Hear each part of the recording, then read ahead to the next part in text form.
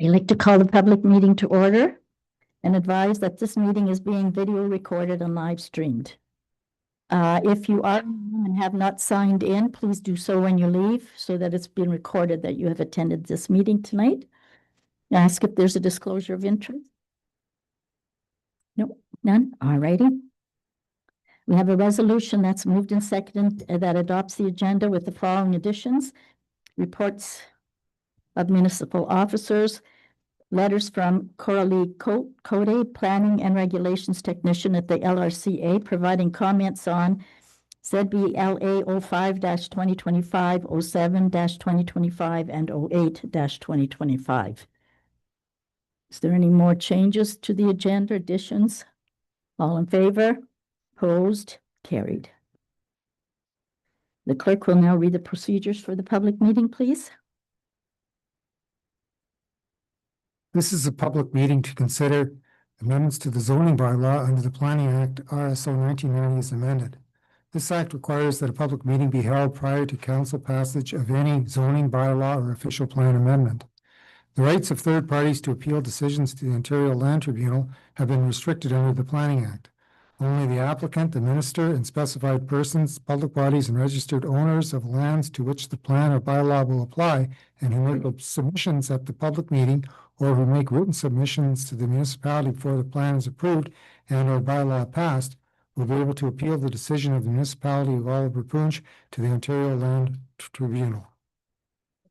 Thank you. The first item we have is the zoning bylaw amendment ZBLA 05-2025. This application is on behalf of the municipality of Oliver Punch to rezone a portion along the west border of the subject property legally described as Concession 1 Part South Half Lot 14 Parcel 1960 from open space to disposal industrial, as well as rezone the remaining portion of Lot 15, legally described as Concession 1 Part South Half Lot 15 Parcel 845 from light industrial to disposal industrial. I would ask the planning department please to summarize their report. Thank you. So the subject properties being Lot 14 and Lot 15 in Concession 1 of the municipality are located between Oliver Road and Poline Road, surrounding the Spence landfill. So the application to rezone the remainder of Lot 15 from light industrial to disposal industrial, as well as a portion of Lot 14 along the west property line from open space to disposal industrial. Lot 15 is currently 64.53 hectares in area, and Lot 14 is 62.53 hectares, with frontage along Poline Road and a depth of approximately 800 meters. The subject property is not and will not be serviced, and the present use of the property is vacant land / landfill. The subject properties are abutted by light industrial to the west, general agriculture to the north, rural residential and general agricultural to the east, and a combination of heavy and extractive industrial to the south. The surrounding land uses are primarily large agricultural lots with 2 small residential lots to the southeast of Lot 14. As only portions of the subject property are in proximity to the west property line are proposed to change, this proposal is compatible with the existing land uses.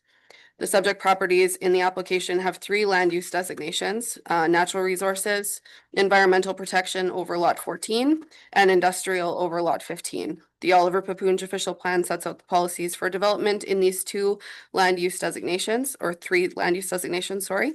The proposed amendments would comply with the policies of this designation as they are intended. The use of the property is simply to provide an attenuation zone and include existing monitoring wells, ensuring the long-term use of our landfill.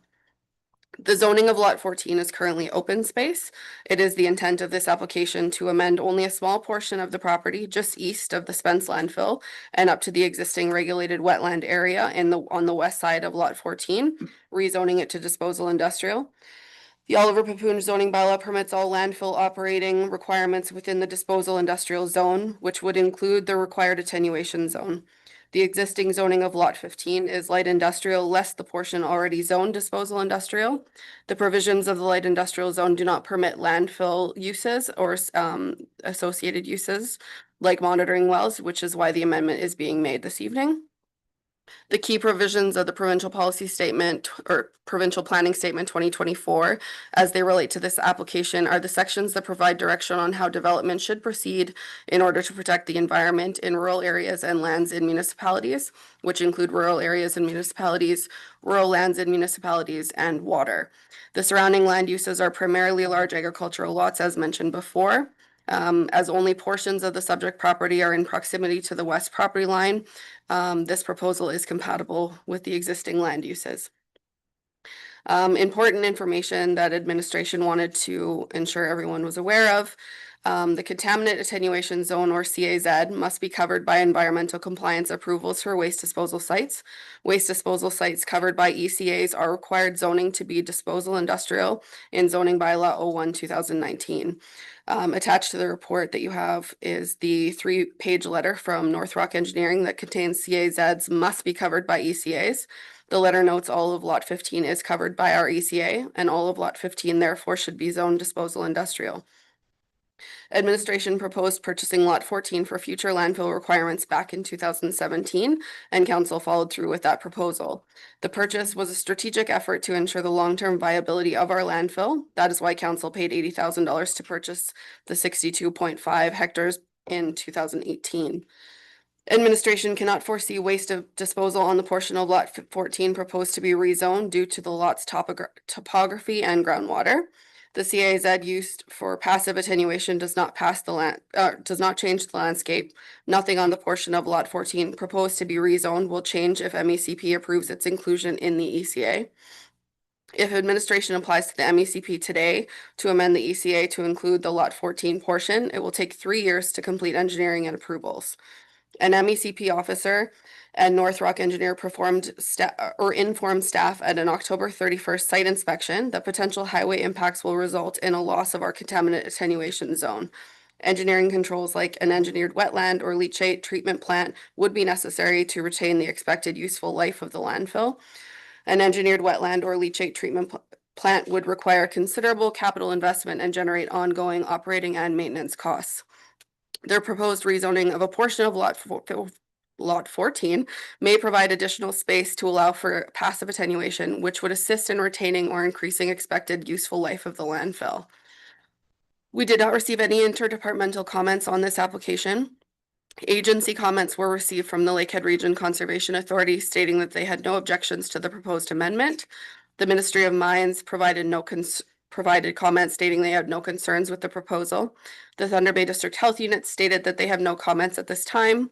The Red Sky Métis Independent Nation stated that they do not have concerns regarding the current land use of the proposed project activities. Public comments were received from Rick Angove and Les Pollock. Their letter was in the council packages. I will list each of their concerns and provide administrative responses. So the first concern that they listed is the contaminant attenuation zoning. Their Google research suggests that an attenuation zone does not require disposal industrial zoning. So as it said earlier in the report, we do have confirmation from North Rock Engineering that that's not true. It does need to be disposal industrial. The authors of the letter state the administration said at the time of purchase, the property would not be used for 40 years for landfill activities. Administration is not proposing to use this land for landfill activities, only to incorporate these lands into potential future site needs. Currently, the municipality has 100+ years of landfill capacity on existing Lot 15.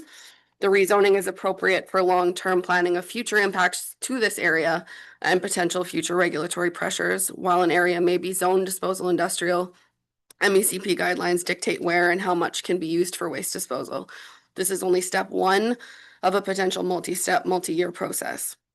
The authors note that the subject property has environmental protection areas within it. They refer to this as a highly vulnerable aquifer and state that HVAs cannot be used as contamination attenuation zones. Administration acknowledges that this property does have HVA designation. Many areas of the municipality have this designation, including Lot 15, which is the landfill itself. The idea that you cannot use HVA sites for landfill is AI-generated information and is generic in nature. Council yesterday received the LRCA comments on this rezoning with no noted objections. And the authors requested copies of studies done to justify the 2017-2018 purchase, particularly the 40-year horizon attributed to administration. Our response to that is that no studies were done. Administration proposed purchasing the land for future landfill requirements, and council followed through with that proposal. So just to reiterate, the purchase of lot 14 was a strategic effort to ensure the long-term viability of our landfill, which is why council paid the 80,000 to purchase the land in 2018. Administration recommends that council approve this zoning amendment. Okay. Thank you very much. I would ask if there are any supporters in the audience that would like to speak. This would be opportunity to comment on this application. Is there anyone that has an objection to this application? If you'd like to speak? Okay, if you would want to come up and give your name. Rick Angle, Okay, excuse me, about David Public Speaking.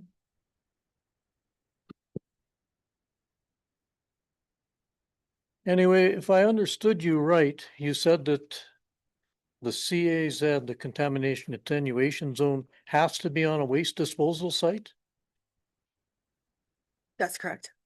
Okay, so that means for the past 6 years, at least, we've been using industrial land as a CAZ. It took 6 years to find that out. Because right now, most of lot 15 is industrial, not waste disposal. So Correct. we've been using about 120 acres of that land for something it shouldn't be used for. Is that correct? The ECA covers all of lot 15 regardless of the ECA zoning. covers it, but you said earlier, the land has to be waste disposal or disposal industrial. Correct. That's why we're housekeeping the Okay, issue. so it took 6 years to find that out. That's all I want to get clear. okay. Mr. Angove, if you'd like to make your presentation to the council, please. Okay, I would like to find out for sure if it took 6 years to find out that we were doing something wrong. Is that correct? It would seem that we are now correcting it.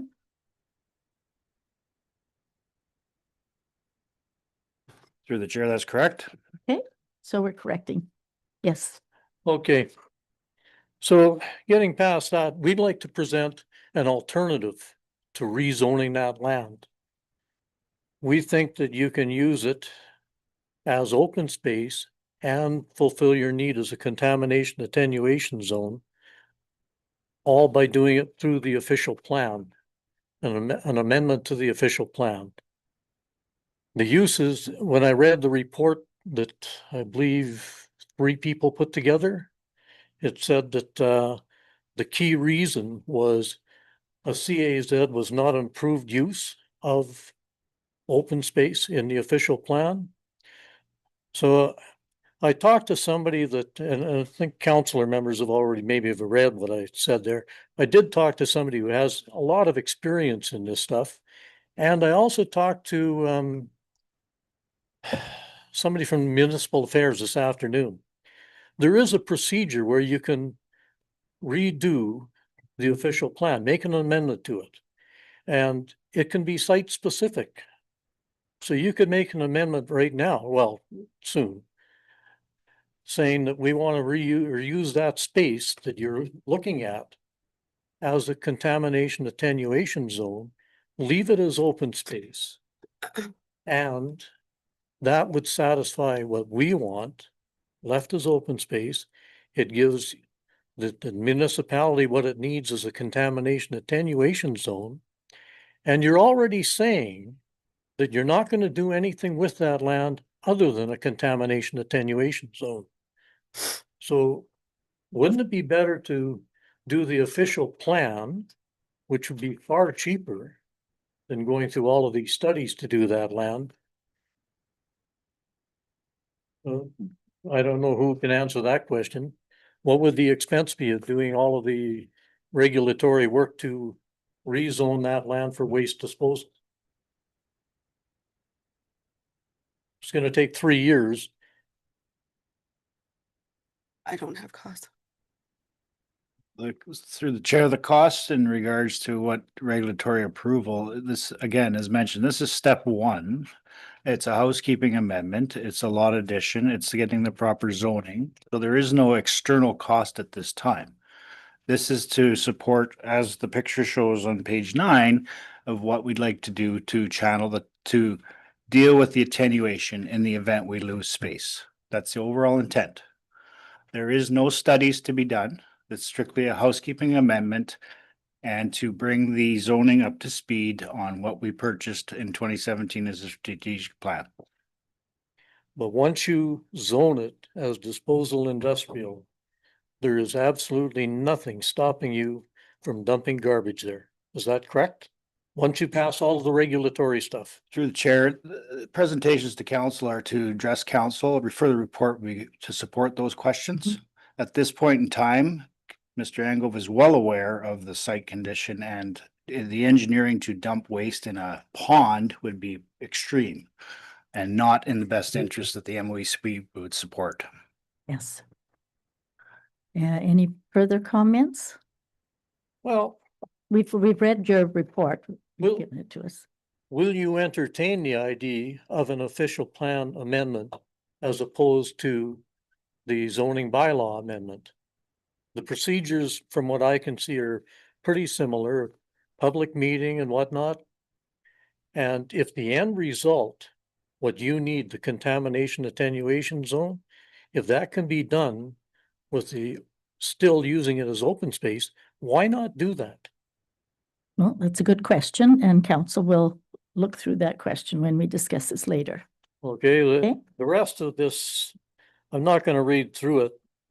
I know you mentioned about the geology and whatnot, and I sent all of the members of the council a map on the internet today. And basically, the intent there was to show you how little geological work has actually been done in the area. Probably Dan, you're used to looking at those maps with your dad for 100 years. So the little X's, those are outcrops that are examined. You can see a series of them down the gorge for the river. But then there's nothing all the way through that whole area. Nobody's looked at it. And in that thing, I pointed out about the 3-kilometer extent in fractured bedrock for contamination. And that's a government document. So I think you might be wise to just have a look and see whether you really want to expand or, do too much work on that particular site. Okay. Did So- you have a comment, Wayne?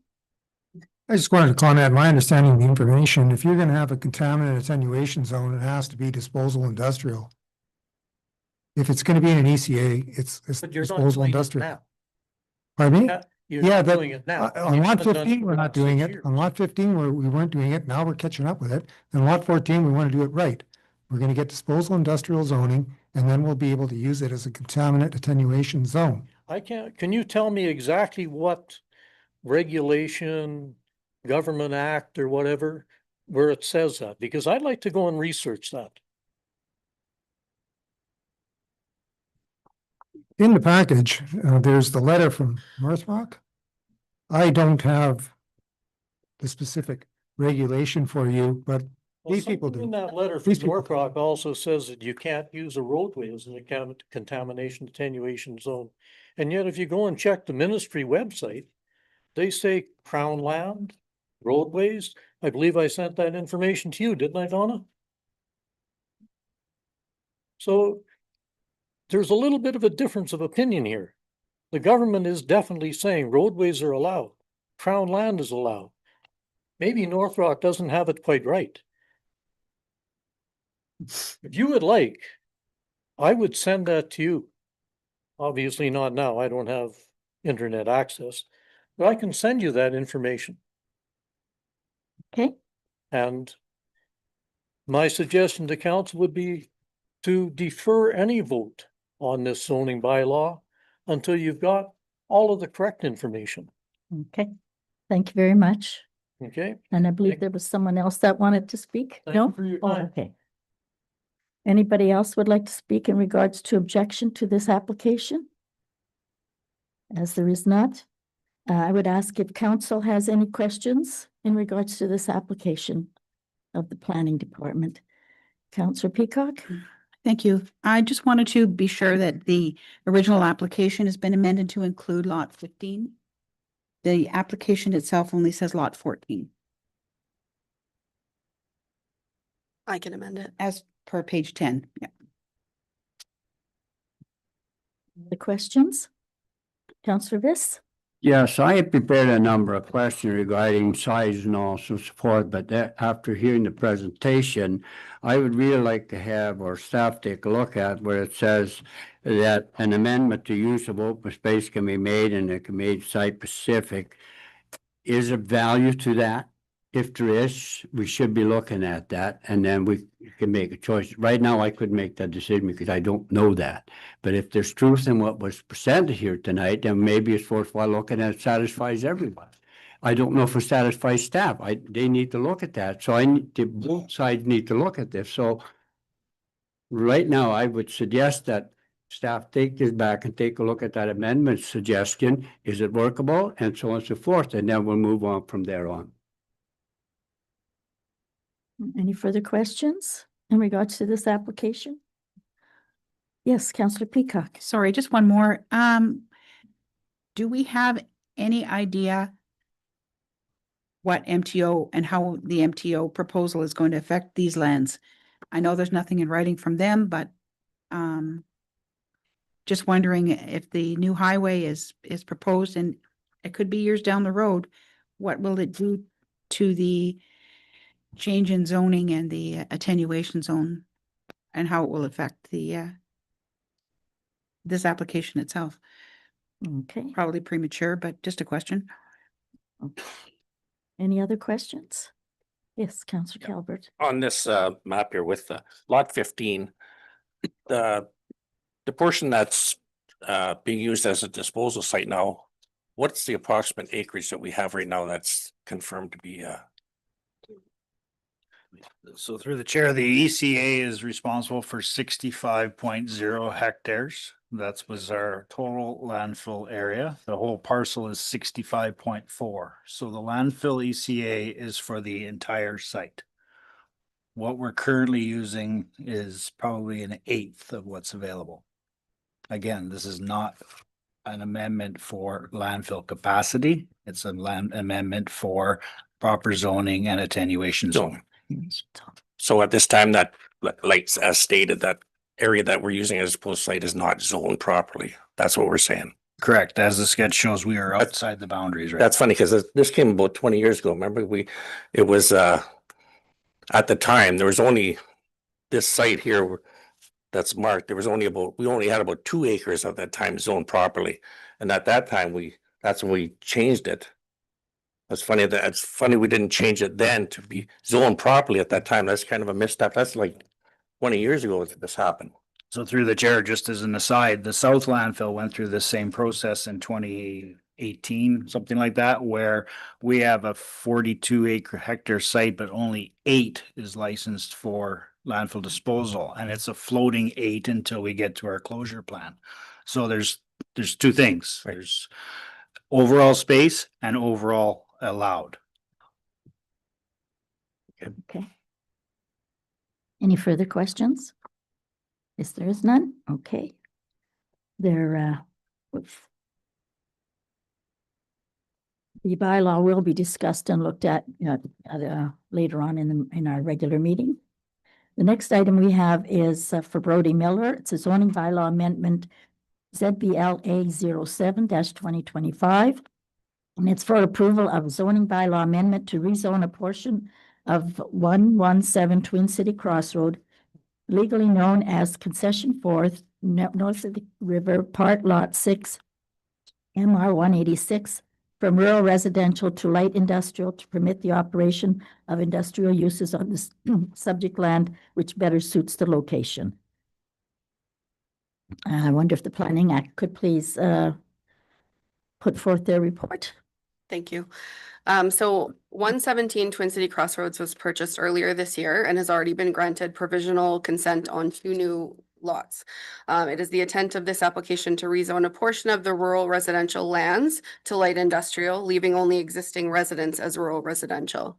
The property is located on the northwest intersection of Highway 1117 and Twin City Crossroads. The official plan designation is both industrial and rural, and the zoning of the property, as mentioned, is both light industrial and rural residential. Per section 4.35 of the official plan, new rural, commercial, and industrial uses may be permitted, subject to site plan control, in accordance with the policies of this plan and a zoning bylaw amendment. The size and scale of the rural, commercial, and industrial uses shall take into consideration the context that the proposal is located, where the proposal is located, and land use compatibility with surrounding sensitive land uses that reflect the character of the rural area. Administration does not require site plan control on this property at this time, as the property is primarily commercial industrial area and abuts Highway 1117. Site plan control may be required in the future, but that would be considered when a building permit was received, as the future use of the property is currently unknown at this time. The proposal is compatible with the land uses in the area, and this amendment meets the intent of our official plan. With respect to zoning, this application is proposing to extend the light industrial zoning north, leaving only the existing residential dwelling, about 2.04 hectares, as rural residential. The subject lands are again surrounded by 1117 to the south, light industrial to the west, rural residential to the north, and general commercial to the east. A review of the provincial planning statement has been undertaken, and there is no specific sections that relate directly to this application. Section 1.1.4 speaks to rural areas and municipalities, which are important to the economic success of the province and our quality of life.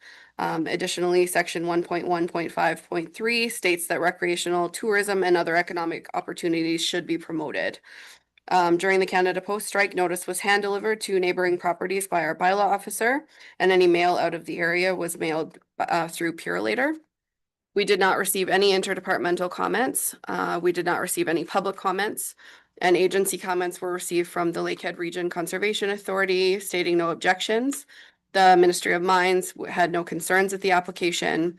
The Thunder Bay District Health Unit had no comments. So again, it's my recommendation that this application be approved by council at the regular meeting this evening. Thank you very much. Is the applicant, does the applicant, if they are here, wish to make any further comment on this application? No? Okay. Is there any person in the audience here who supports the application and would like to speak? Is anyone that objects to this application and would like to speak? Okay, council, do you have any questions of the planner in regards to this application? Councillor Peacock? Thank you. Just a couple of questions with regard to the application itself. It says on page 47 of our agenda, list any previous or current planning applications that apply to this property. It says not applicable, but were there not 2 consents that were granted for that property? Are they not planning applications? Well, they've already been provisionally approved, and the applicant fills this form out. Not me. I'm aware of the applications. And also the application indicates industrial, so it doesn't indicate light industrial. I just want to confirm that that's what the property is going to be zoned for.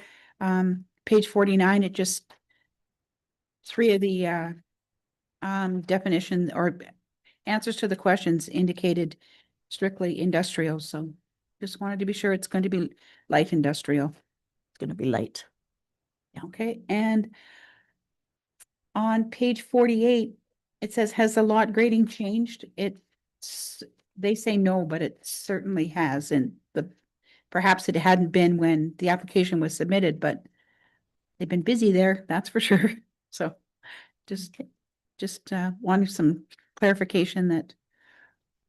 And as far as site plan control, that, as you had mentioned, may come into effect with regard to the building permits, from what I understand. Any further questions? Just one other with regard to the entrance. Will there be 2 entrances there, or do we know, would it be a shared entrance, or? 2 entrances have been approved, 1 for each lot. Okay, thank you. Thank you. Councillor Campoff? So I had a question on the entrances also. So if the entrances have been approved, but that was before the zoning change, so they've been approved in anticipation of the zoning change, or would there even be a difference? Like, I guess we're getting pretty close to the MCO right away, so does that impact if it's residential or industrial or? Through the chair, the furthest south entrance is beyond the limits of MTO. It's into our territory. That was very on-site defined as to where it could go without needing permission from the MTO. So they were designed for light industrial with turning movements coming out onto the new road. Any further questions? As there are none, this will be discussed later on at a regular meeting. And now we have another application, ZBLA 08-2025 for Glen Gran. It is to rezone a portion of the subject land being concession 1 north of the river, part lot 16, known locally as 41 Fraser Road, from extractive industrial to rural to permit the creation of 2 new residential lots. Does the planning department have a comment on this, please? Thank you. So the existing extractive industrial zone has been in place for years on this property as it supports the primary use of the north portion of the land being a pit. 2 applications for consent, 1B0325 and 1B0425 were submitted by the landowner and provisionally approved by the Committee of Adjustment for the creation of 2 new residential lots. One of the conditions of these approvals is the portion of the property to be severed be rezoned from extractive industrial to rural. Rezoning from an intensive use such as the extractive industrial zone to any type of residential use requires a record of site condition to ensure that the lands are appropriate and safe to accommodate the new use. A record of site condition has been completed on these lands to support this rezoning and notes nothing of concern. This study is available by request if council wishes to view it, and I have a hard copy of it with me this evening. So the property is designated as natural resources in the official plan. It's the intent of the natural resources land use designation to permit a range of uses compatible with the rural area, to make use of the natural resources and assets of the rural area in order to accommodate economic growth in the commercial and industrial sector. The applicant has completed both a minimum distance separation study as well as a record of site condition on the property, both indicating the grounds are appropriate for the proposed development. As this application for a zoning amendment proposes to rezone lands from extractive industrial to a less intensive use of rural, to create new residential lots, and all criteria have been met, the application does conform to our official plan. A review of the provincial planning statement again states no specific sections relating to this application, though section 1.1.4 speaks to rural areas and municipalities, which are important to the economic success of the province and our quality of life. The proposed amendment will promote efficient development patterns and protect resources, keeping our municipality's rural character, and therefore complies with the provincial planning statement. Similar to the last application, during the Canada Day strike or the Canada Post strike, notice was hand delivered to neighboring properties by our bylaw officer, and any mail out of the area was mailed through Purolator. We did not receive any interdepartmental or public comments on this application, and agency comments were received from the Lakehead Region Conservation Authority stating no objections, the Ministry of Mines stating no concerns, and the Thunder Bay District Health Unit stating no comments. So it would be my recommendation again that this application be approved. Thank you. I would ask if the applicant is present, if they wish to speak on the application. They don't have to, but if they'd like to, please. Yeah. Could I have your name, Yes, please? Tyler Rizzuto with Stedtech Consulting, Okay. and I have Emma Borho online. She's an urban planner as well. So read the report, happy with recommendations, happy to answer any questions. Okay. We may have some questions for you later, Okay. but if you had just anything more to say on the application, no. Happy with Okay. it. All righty, thank you. Is there any supporters in the audience that would like to speak on this application? Other than you? Was waiting for the hand to go up. Is there any objectors? Anybody in the audience that is objecting to this application? Nobody? Now, council, do you have any further questions on regards to this application, either to the applicant or to the planner? Councillor Viss. Yeah, just for clarification, was this not the property that we allowed two severance off Fraser Road? And then two more, that'll give you four? Aren't we exceeding the number? So to be clear, the portion on the map right now on page 67 that's in white, but still within the red circle on the first map, the top one. Yeah. Sorry. So all of that in white, that's where the two severances happened. That's an original piece of land as of 2017. So that property was severed to become 3 lots. The blue piece has never been touched. But was the white not portion of the total property at that Not time? since 2017. Oh, sorry, right. that's the year Date. comes in. It's the Okay, year. that satisfies that. Thank you. Okay, any further question, Councillor Peacock? Thank you. I did receive the report, from the MDS, information that we received this morning. This application, I voiced a concern when the consent applications came to council. It was kind of like the cart before the horse. The property was not zoned properly, and yet we allowed for consent. So I just want to ensure that the conditions of the consent indicate the distance that meets the MDS requirements, because it's pretty tight for one of the most westerly lot as far as what the map showed. So the conditions when they were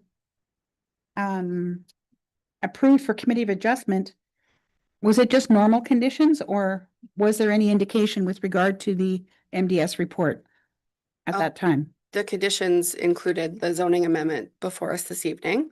And I have spoken with the owner multiple times over the course of these applications. And we can register on title the MDS setbacks. Okay, as long as it's recorded somewhere, thank you.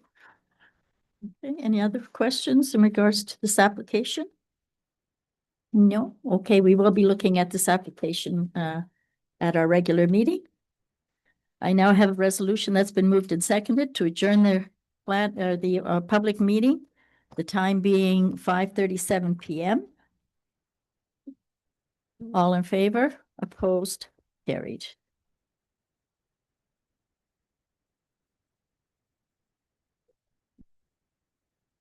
Let's see if we can find it.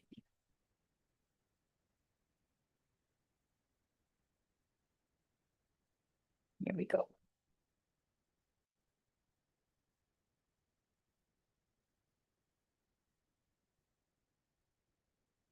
Ready?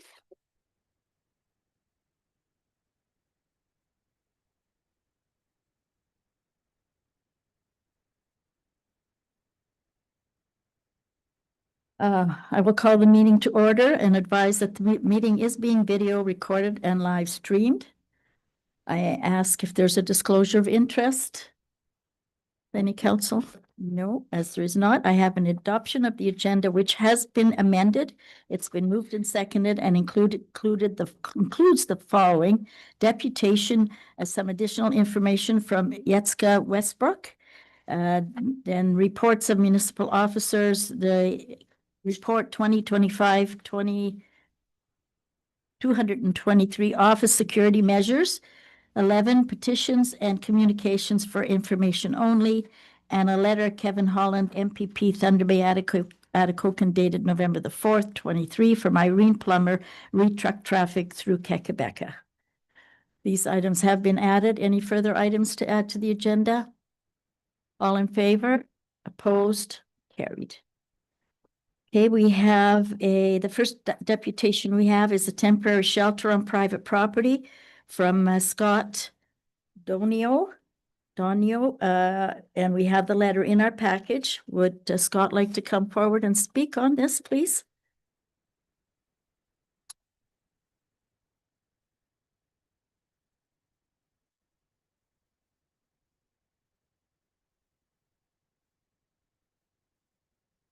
Just push it. Okay. Hi, everybody. Hi. Thanks for having me here tonight. Yeah, just everybody, I sent in the letter of deputation, Mhm. and has everybody had time to review it? We have to have read it. When we come to this meeting here, we better have read it. Yes, okay. I just So- wanted to get your guys' thoughts on how you guys interpret that and any comments. Okay, so There's just a lot of confusion when it came to this temporary shelter.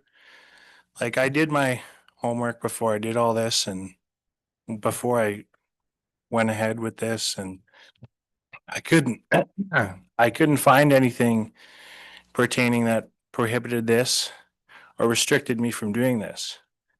And that's obviously why I went ahead and did this, because there was nothing stated about it. So okay, just wanted to get your guys' thoughts on that. if we could have a comment from our planner in regards to this building, or? So I don't have the specific section of the zoning bylaw, but it's right at the beginning of provisions. It does state that an accessory dwelling cannot be constructed prior to the main dwelling. In addition to that, there's no structure larger than 15 meters squared that can be constructed without a building permit. So this is an empty lot and the building's going to be, is on this empty lot? Yes, Okay. that's correct. Any other comments or questions of the council, of the applicant? Councillor Viss.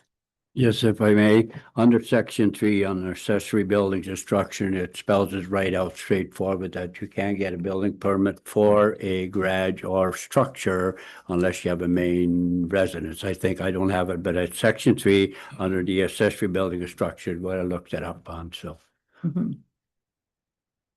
Councillor Peacock.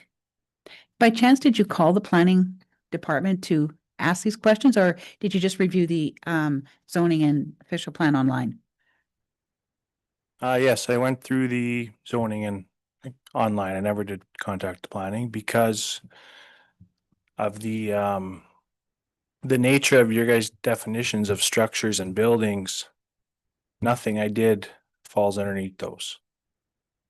So that was why I didn't think I had to get you guys involved, because it's all temporary. Nothing was permanently affixed to the ground, doesn't have a foundation, walls or a roof, which is what you guys call a structure in a building.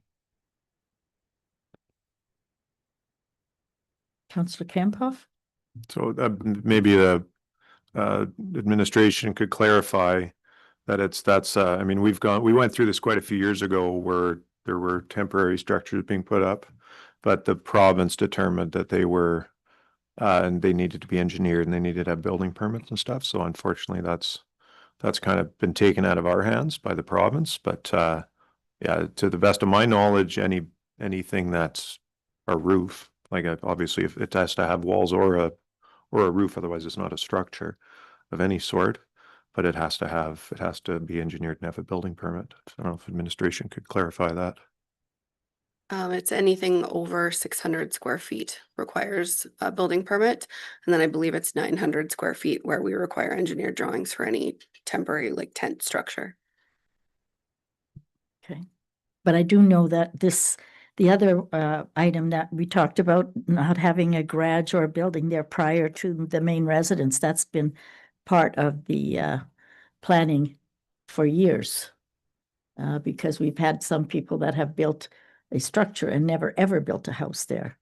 So, yes. Just for clarification, Carrie, did you say 600 or is that 160 square feet where you don't need a building permit? Oh, it's 15 meters squared. Yeah. 15 meters squared that you don't require a building permit as long as there's no plumbing. But anything above that, so I think that's 164 Yeah, square feet. 160 something. Yeah. Then after that, it's And then you're- a requirement for a building. So that's the regulations. That's what we have to go by. So when you guys require a building permit for a building or a structure, but there is no stated requirement for a building permit for a temporary shelter. That's considered a structure. That's through the building code. We don't determine that. It's considered a structure under the Ontario Building Code. The section you guys refer to in your building, your definition of a building code, that 322-12, That was revoked by the Ontario government on January 1st. That's non-existent, that building code you guys referred to.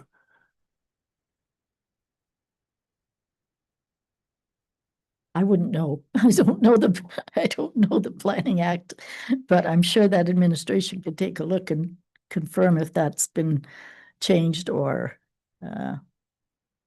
removed.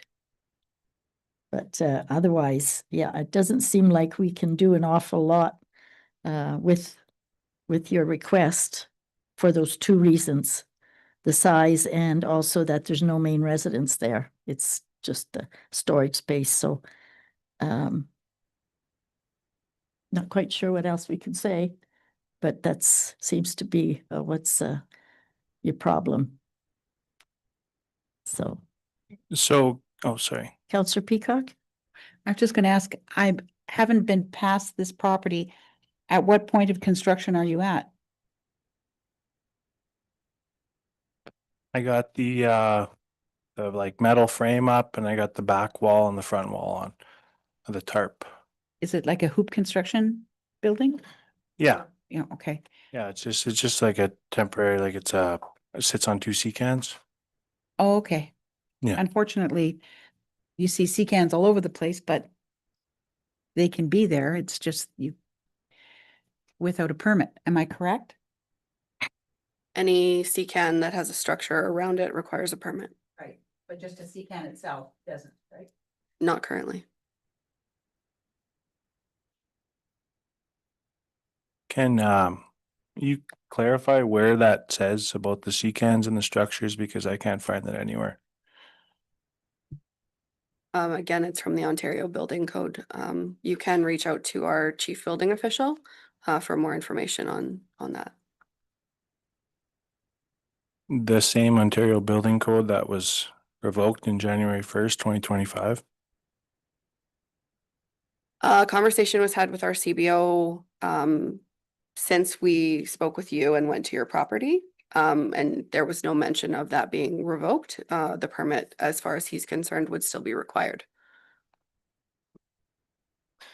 I just want clarification. I'm not here to argue. I just want clarification on what bylaw you guys think I broke. And I'd just like to get that number.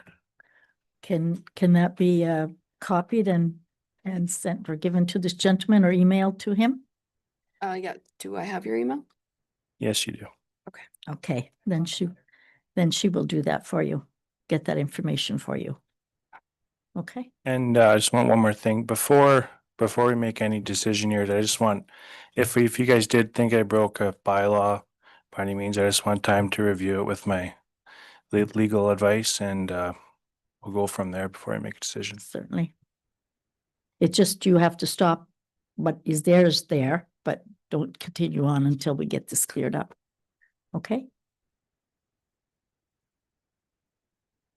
Yeah, but I would like to, like right now I got the tarp on the front and the back. And I mean, I don't want it to be damaged by all this waiting. Mm-hmm. Well, again, the planner can certainly get that information to you tomorrow, I would assume. And then you would have that information if you want to get some legal advice. Okay? Thank you. No problem. Okay, the next item we have is Pine View BESS project. I believe we have David and Patrick. If you'd like to come forward, please.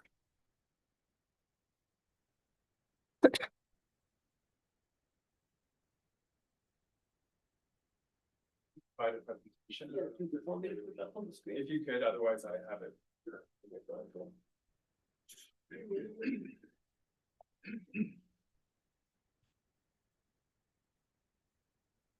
Is it the same as the one that we've gotten in our book? Yeah, Yes. okay.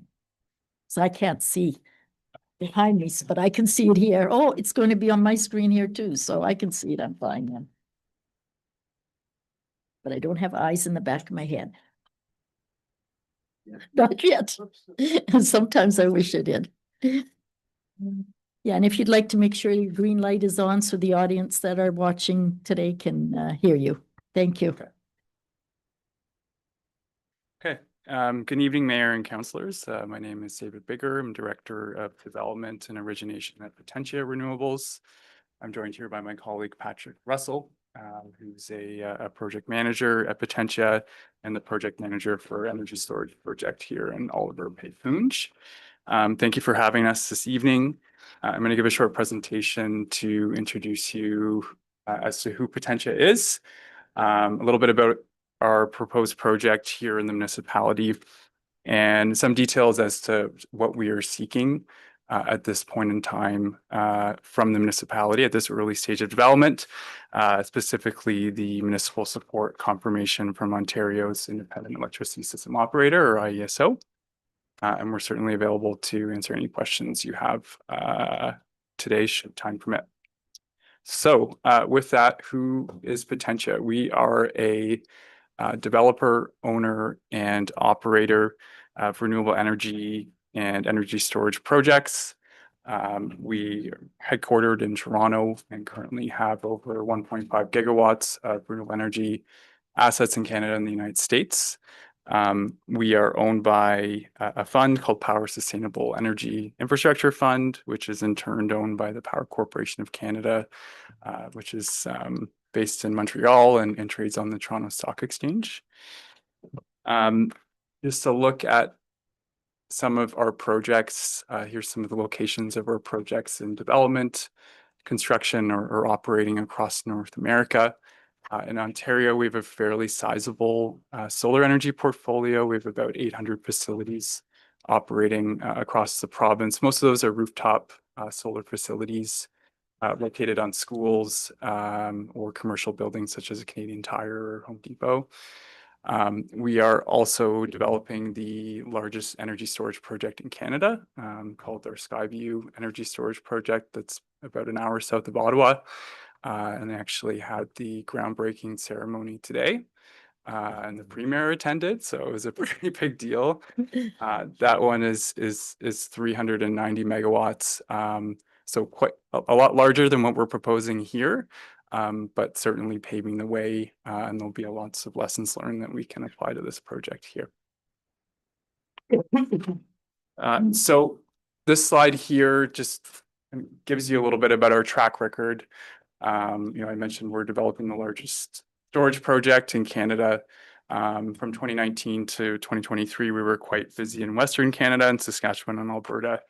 And this shows 5 large wind projects that are now all operating and gives you just an idea of the potential scale of economic development in terms of job creation, local property taxes, payments to landowners and project communities, as well as ownership distributions to local Indigenous communities, and of course, emissions reductions. But at the root of all of that, we are a fairly small, we're about 95 people in our company, but we're very small, passionate, and experienced and engaged team with a clear focus to safely and sustainably build and operate renewable energy projects for generations to come. And we're driven by our core values, being excellence, passion, integrity, and agility, which we really bring to all the communities that we work in. So what are some of the community benefits that Oliver Peypunge can expect from a proposed project, such as our Pineview project? I think I would reiterate that we are long-term developers, owners, and operators. So it's quite, cultivating strong relationships with municipalities and communities is quite critical. With this project, we're in our first year of development. It's a 5-year development timeframe, and energy storage projects can operate up to 30 years. So it's a really long time. And so we're just at the beginning. But and maybe just to step back, so as far as a storage project goes, really what we're doing is, the storage projects are seen as grid stabilizer. We're pulling power to charge our batteries off the grid when there's an oversupply, and then dispatching in peak demand periods. So in your evening hours. So it's historically in the province, this has been done by natural gas generators. And while the province is still procuring new natural gas, this does represent a non-emitting alternative to natural gas to meet peak power demands. and I think is important for the region's just power resilience. So I think that's the obvious kind of main benefit, but from a local perspective, certainly employment or engineering construction teams policy is to host a local job fair at the beginning of construction. There will be opportunities locally, whether that's related to road construction, concrete and aggregate supply, equipment installation. For a project this size, we'd expect about 100 jobs during construction, which is about a year time frame. And from a property tax perspective, battery energy storage systems are classified industrial by impact. So I think the municipality can expect a significant reliable source of tax revenue over a long period, up to 30 years. In every community that we work in, we create a community benefit fund. So it'll be no different here. We'll work with staff to set up a proper agreement that will provide annual contributions over the course of the ISO contract, so 20 to 21 years. For this project, our proposal is $1,000 a megawatt or $75,000 per year that we would contribute to be used towards community-based initiatives. And yeah, that would escalate over time. And just to give you some examples of our presence in other communities, so we can see a fairly significant impact even just over the last 5 years. I mean, we do have a lot of projects, but still lots of contributions have been made. The Assiniboia Curling's Club, that's in Saskatchewan, where our Golden South Wind project is. We contributed $6,500 last year to the curling club, and the Hilden Elementary playground rebuild, we contributed $21,000 a couple of years ago. That's in Truro Heights, Nova Scotia, and a wind project that we have there. In addition to the fund that we'll set up that will kind of formally provide contributions, we do make donations here and there. I mean, for our Skyview project that I mentioned earlier, we contribute annually to the Spencerville Fair, their fall fair. And then for our Bala Hydro project near Muskoka, we contribute annually to the, I think it's called their, I think it's a strawberry festival. No, cranberry festival. Cranberry festival. I was like, what? Some kind of berry.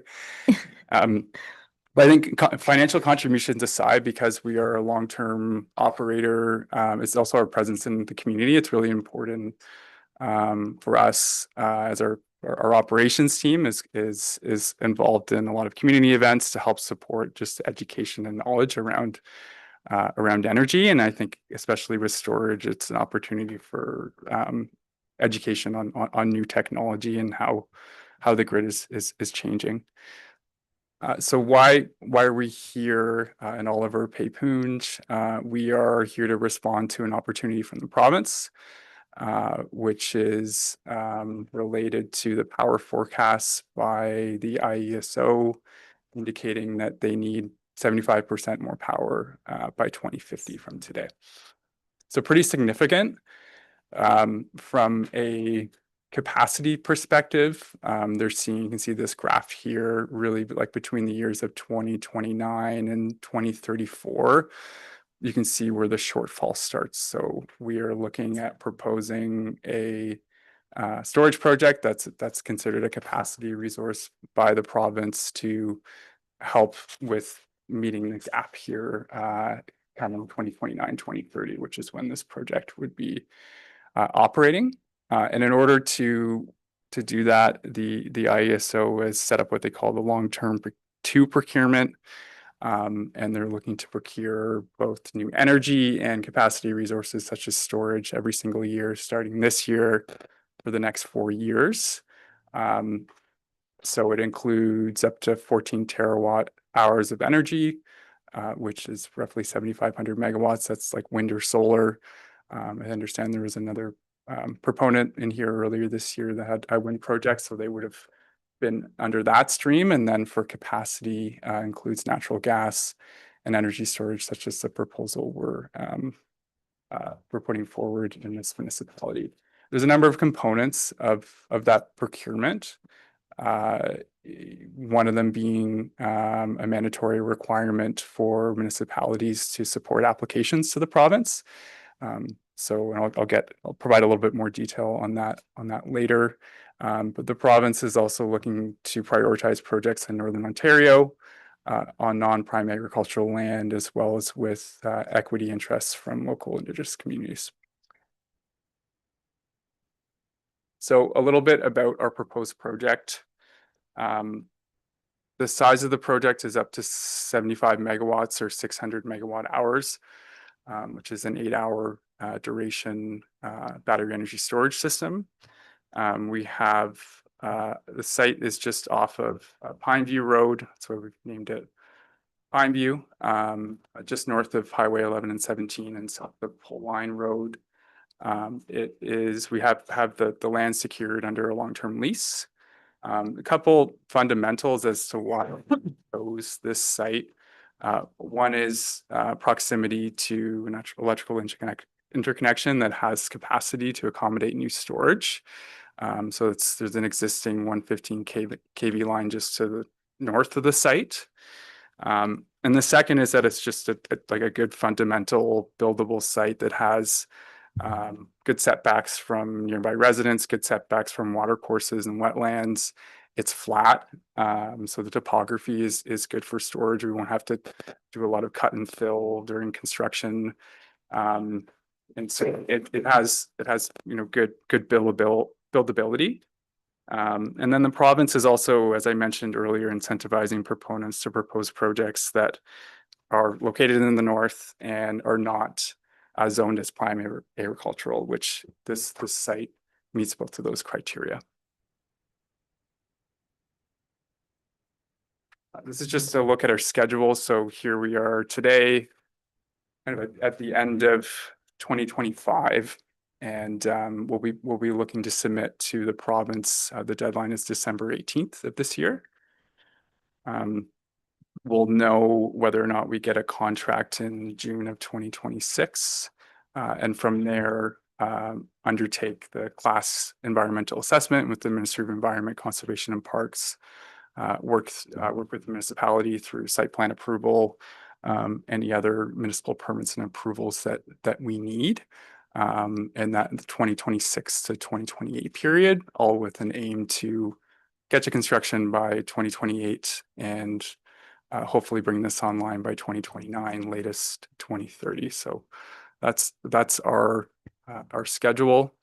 I mentioned a fair bit about the benefits of the community. I did want to speak a little bit about what are the potential risks to the community with this technology. Just being fully transparent. There's a couple main ones. One of them is noise emissions. And then the second one with lithium-ion batteries is the fire risk. So I'll talk to both of those right now. And so from a noise perspective, the project is subject to strict noise regulations, Ontario noise regulations, daytime limits of 45 decibels, and then nighttime of 40 decibels. So quite strict. One of the benefits of this site is that it is well set back from nearby residents. That if you look at the map on the slide there, the red is kind of this proposed center point of the project. And then the black box is the area that we can design the project in that complies with the noise regulations. So there's about 60 to 80 acres that we're able to move roughly a 10-acre footprint for the project around to ensure that we comply. And then the other thing I would mention that this is a preliminary assessment that we did. We will be required to complete a detailed noise study to be shared with the municipality as well as the public during the environmental assessment phase, and that's filed with under the ministry's environmental activity and sector registry. Okay, and then fire safety. So maybe I'll just actually go to the next slide here. So with lithium-ion batteries, there have been incidents or what the industry calls failures. And failures are where the temperature of a battery cell heats up, that it causes an event that's called thermal runaway, which could lead to a fire. And so you can see here, these are the number of failures globally that have occurred since 2018. But one of the, I guess what this graph does show is that there's been a massive increase in deployment of lithium-ion batteries since 2018, and the per gigawatt hour amount of failures has decreased by 98% since 2018. I think a lot of that has to do with just the improvement with respect to the codes and standards and fire safety for utility scale batteries, which our Pineview project will look to incorporate in its design. So namely, there's a National Fire Protection Association Code 855 that was created specifically for stationary battery storage facilities. And then there's also a Underwriters Laboratory 9540 certification that's effectively a fire test that you know, the batteries that will be using will be certified under that certification. And it really drives a lot of the design in terms of the spacing between the battery containers, the setbacks from properties, from buildings, any of the ventilation on the enclosures. There's also what's called a battery management system that is, it's kind of like when you know your cell phone, when you leave it on your dashboard on a really hot day, and then it gives you that warning like it's not working because it heats up so much. So that's a battery management system. So no different here. And when cells get past a certain temperature, that cell gets disconnected, and we have the ability to shut down the system to make sure you don't get into that thermal runaway or have any risk of a fire occurring. So quite an active system that's, I mean, we're monitoring 24/7, both our supplier as well as our network operations center. There's some redundancy in terms of the alarms and the notifications that we get. And then the second piece here is around just preparation. So in the event, the low probability that there is that a failure could occur, ensuring that the support and resources are there locally to respond. So we, you know, we're not the experts when it comes to fire safety. So we hire this group called Energy Safety Response Group that will work with staff to prepare an in-depth emergency response plan, kind of around the site plan approval stage. So that's what we're planning. I mean, we have met with the fire chief on this already to kind of go through what the plan is and what the protocol is.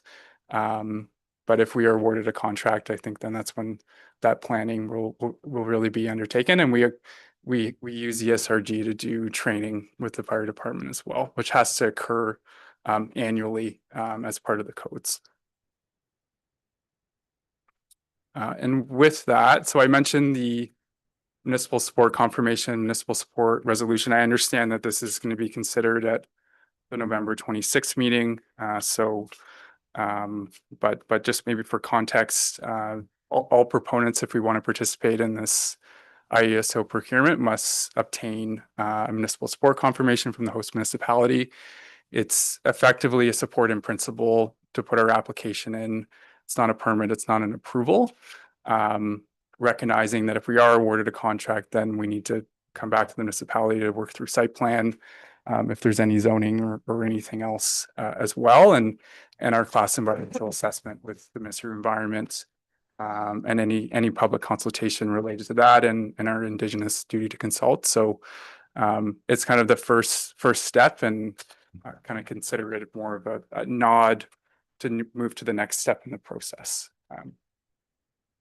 And that's it. Thank you. Does anyone in council have questions in regards to the presentation? Councillor Peacock? Thank you.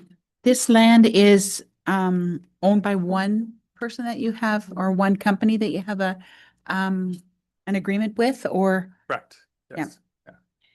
And will the potential for a change in Highway 1117 affect the way that the battery storage will reach the towers that are on the fence? Yes, it will. So as part of our class environmental assessment, we have to look at at least 1 to 3 different alternate routes to connect it will be a transmission line that runs north.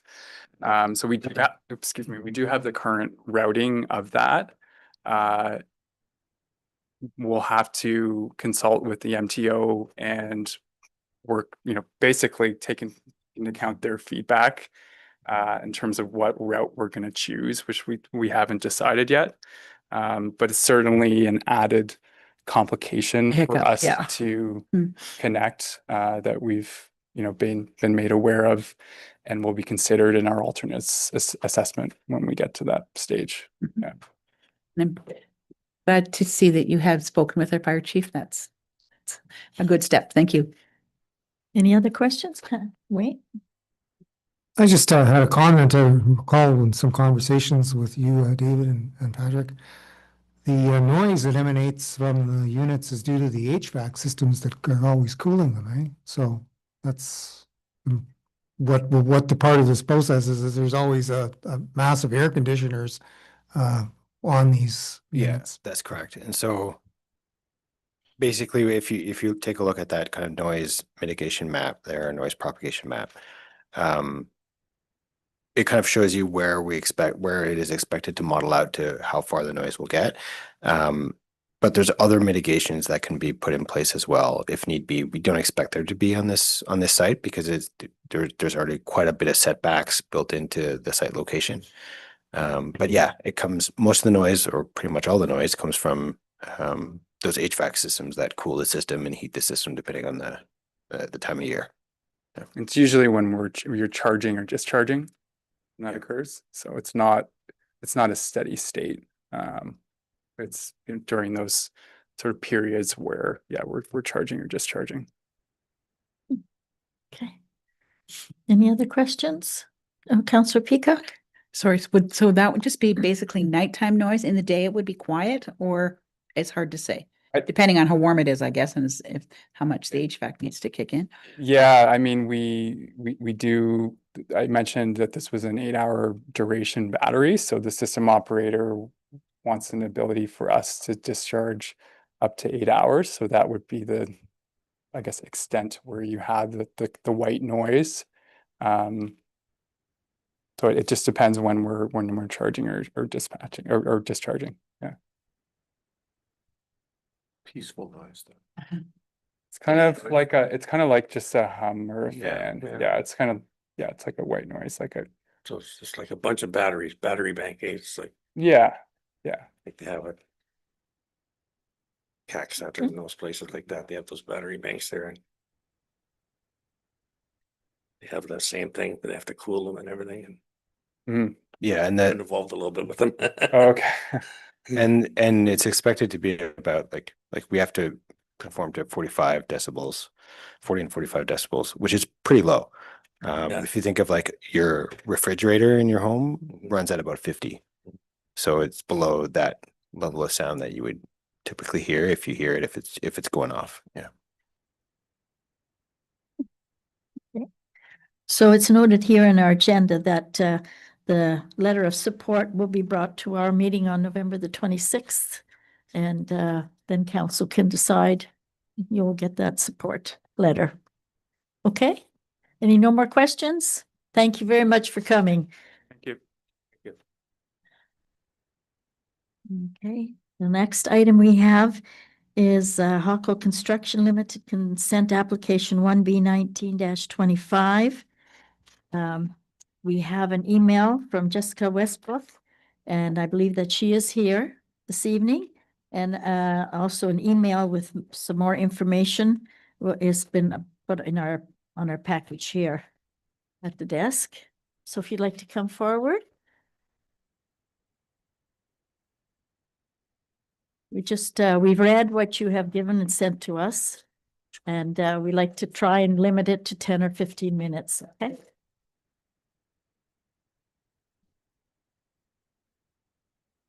If the green light is on, it's on. Oh, now it's on. Okay, Just another paper. perfect. No, okay, so there's a reason for this and just if you can indulge me for 2 seconds. So I just want to make sure the map is really what I find is telling of the situation. And it really gives people an idea of what is happening and what has happened in the past. So with respect, so I think first and foremost, I try not to just make claims that are anecdotal or biased, and that's what this is about. So for years, I have been, collecting information, and most of this stuff is municipal documentation. It's there's a bit of information on conversations and correspondence I have with the Ministry of Transportation, with Lakehead Region Conservation Authority, with the engineer from TB Engineering, obviously adjacent residents, and even some former C of A members. So I really do try to provide information that is you can verify it, is what I'm trying to say. So with this new application, it's taking the existing lot of what Hockwell owns up in that top corner area. And that whole area is now on title as one lot. It was recognized actually during an appeal that I had by your municipal lawyer, discovered that it was a lot all in one area. So when you look back, so there's three main concerns I have, and one of them, which I seem to always have, is just the applications themselves. So in regards to application submissions, I've highlighted in the past, I've highlighted again this time, missing information that's incomplete in my eyes and incorrect. And I always go back to this because this is the basis of what a committee of adjustment or council, if you're looking at a zoning application, is what they base their decisions on or their questions for future approvals. But it causes errors and it causes confusion and it causes delays. It clearly states on the application that questions must be answered and the sketch completed correctly before the application will be accepted and processed for a public meeting. Often when I see these applications, I find it hard to know what is going on. And with the C of A being the final say and the public's right to appeal is no longer, it's even more important that the Committee of Adjustments receives all the applicant information from the applicant and that the information is transparent, accurate, and complete right from the start. So I recognize that the planning department, they have all this information too. So, and they will have maybe more knowledge of this information in the background. But it's the C of A that's making the final decision. So I don't think it's right to just say, an application may not have some things in it, but it's okay because the planning department has. And to support my point, there's a few things in this application that I would like to just draw your attention to. So the applicant provided maps that there's 4 of them, first of all. It's not apparent which one we should be looking at. If you dig into it, you'll see that there's one from March of 2025. And in itself, it has a lot line going down the center of the property, which would make you assume that there's 2 lots here when there isn't. Excuse me. It would be good to know where the entrances are to G&G's operation in respect to this map, where the Highway 58 entrance is and where the Germain Road now entrance is. That all plays a role in where these things and where the traffic flows. The easement for the road to Germain that was approved back in 2024, I believe, for a 2021 application isn't identified that I can see on the maps. It doesn't show where that easement is. And it also doesn't show on the planning report. Buildings and structures aren't identified on the maps. There's definitely more than one if this application is actually going to be about 2 different lot additions, because that's what it is about. It's about 2 separate lot additions. Germain Road is not identified and not shown to be a dead end, which it is. Pineview Road is identified as Germain Road and is also a dead end. However, on the map, it makes it look like it goes all the way towards Hearthstone, which it's not. And it's required to label road allowances as opposed to an actual road. The application isn't specific on the zoning questions for question 8 and 9, but it says industrial. But again, we've had this in the past be an issue. If it's not clearly stated what type, whether it's light or heavy, and if it's heavy in this area, there is no heavy industrial. There is only site-specific heavy industrial uses on these applications. Even the adjacent area, which they're required to label what is the adjacent uses. It says in the planning report that it's heavy industrial to the south, and it's not. It's heavy industrial site specific H1005 to the south, and that has restrictions to it, restricted uses. There is an internal road, which everyone from the beginning, since 2017, since I've been talking about this, keeps getting ignored. He has an internal road that accesses his property in lot 12, 13, and 14. It has nowhere else to go.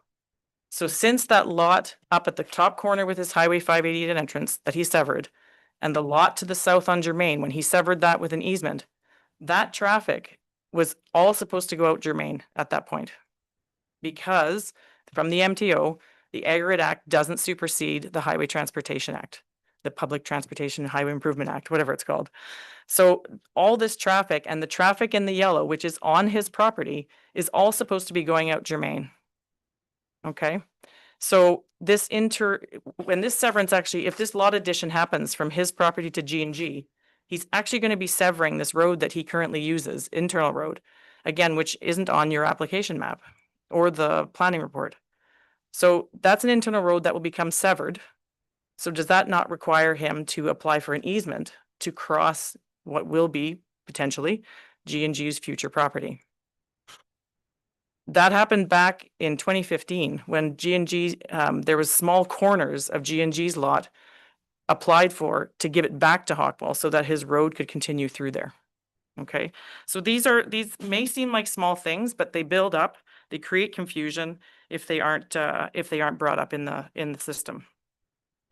The second concern I have is that this is an application. It's one application, yet what it's saying is there's a portion of his property that's going to be severed, and that portion is going to be given to G&G, and then what is retained is going to go to his property.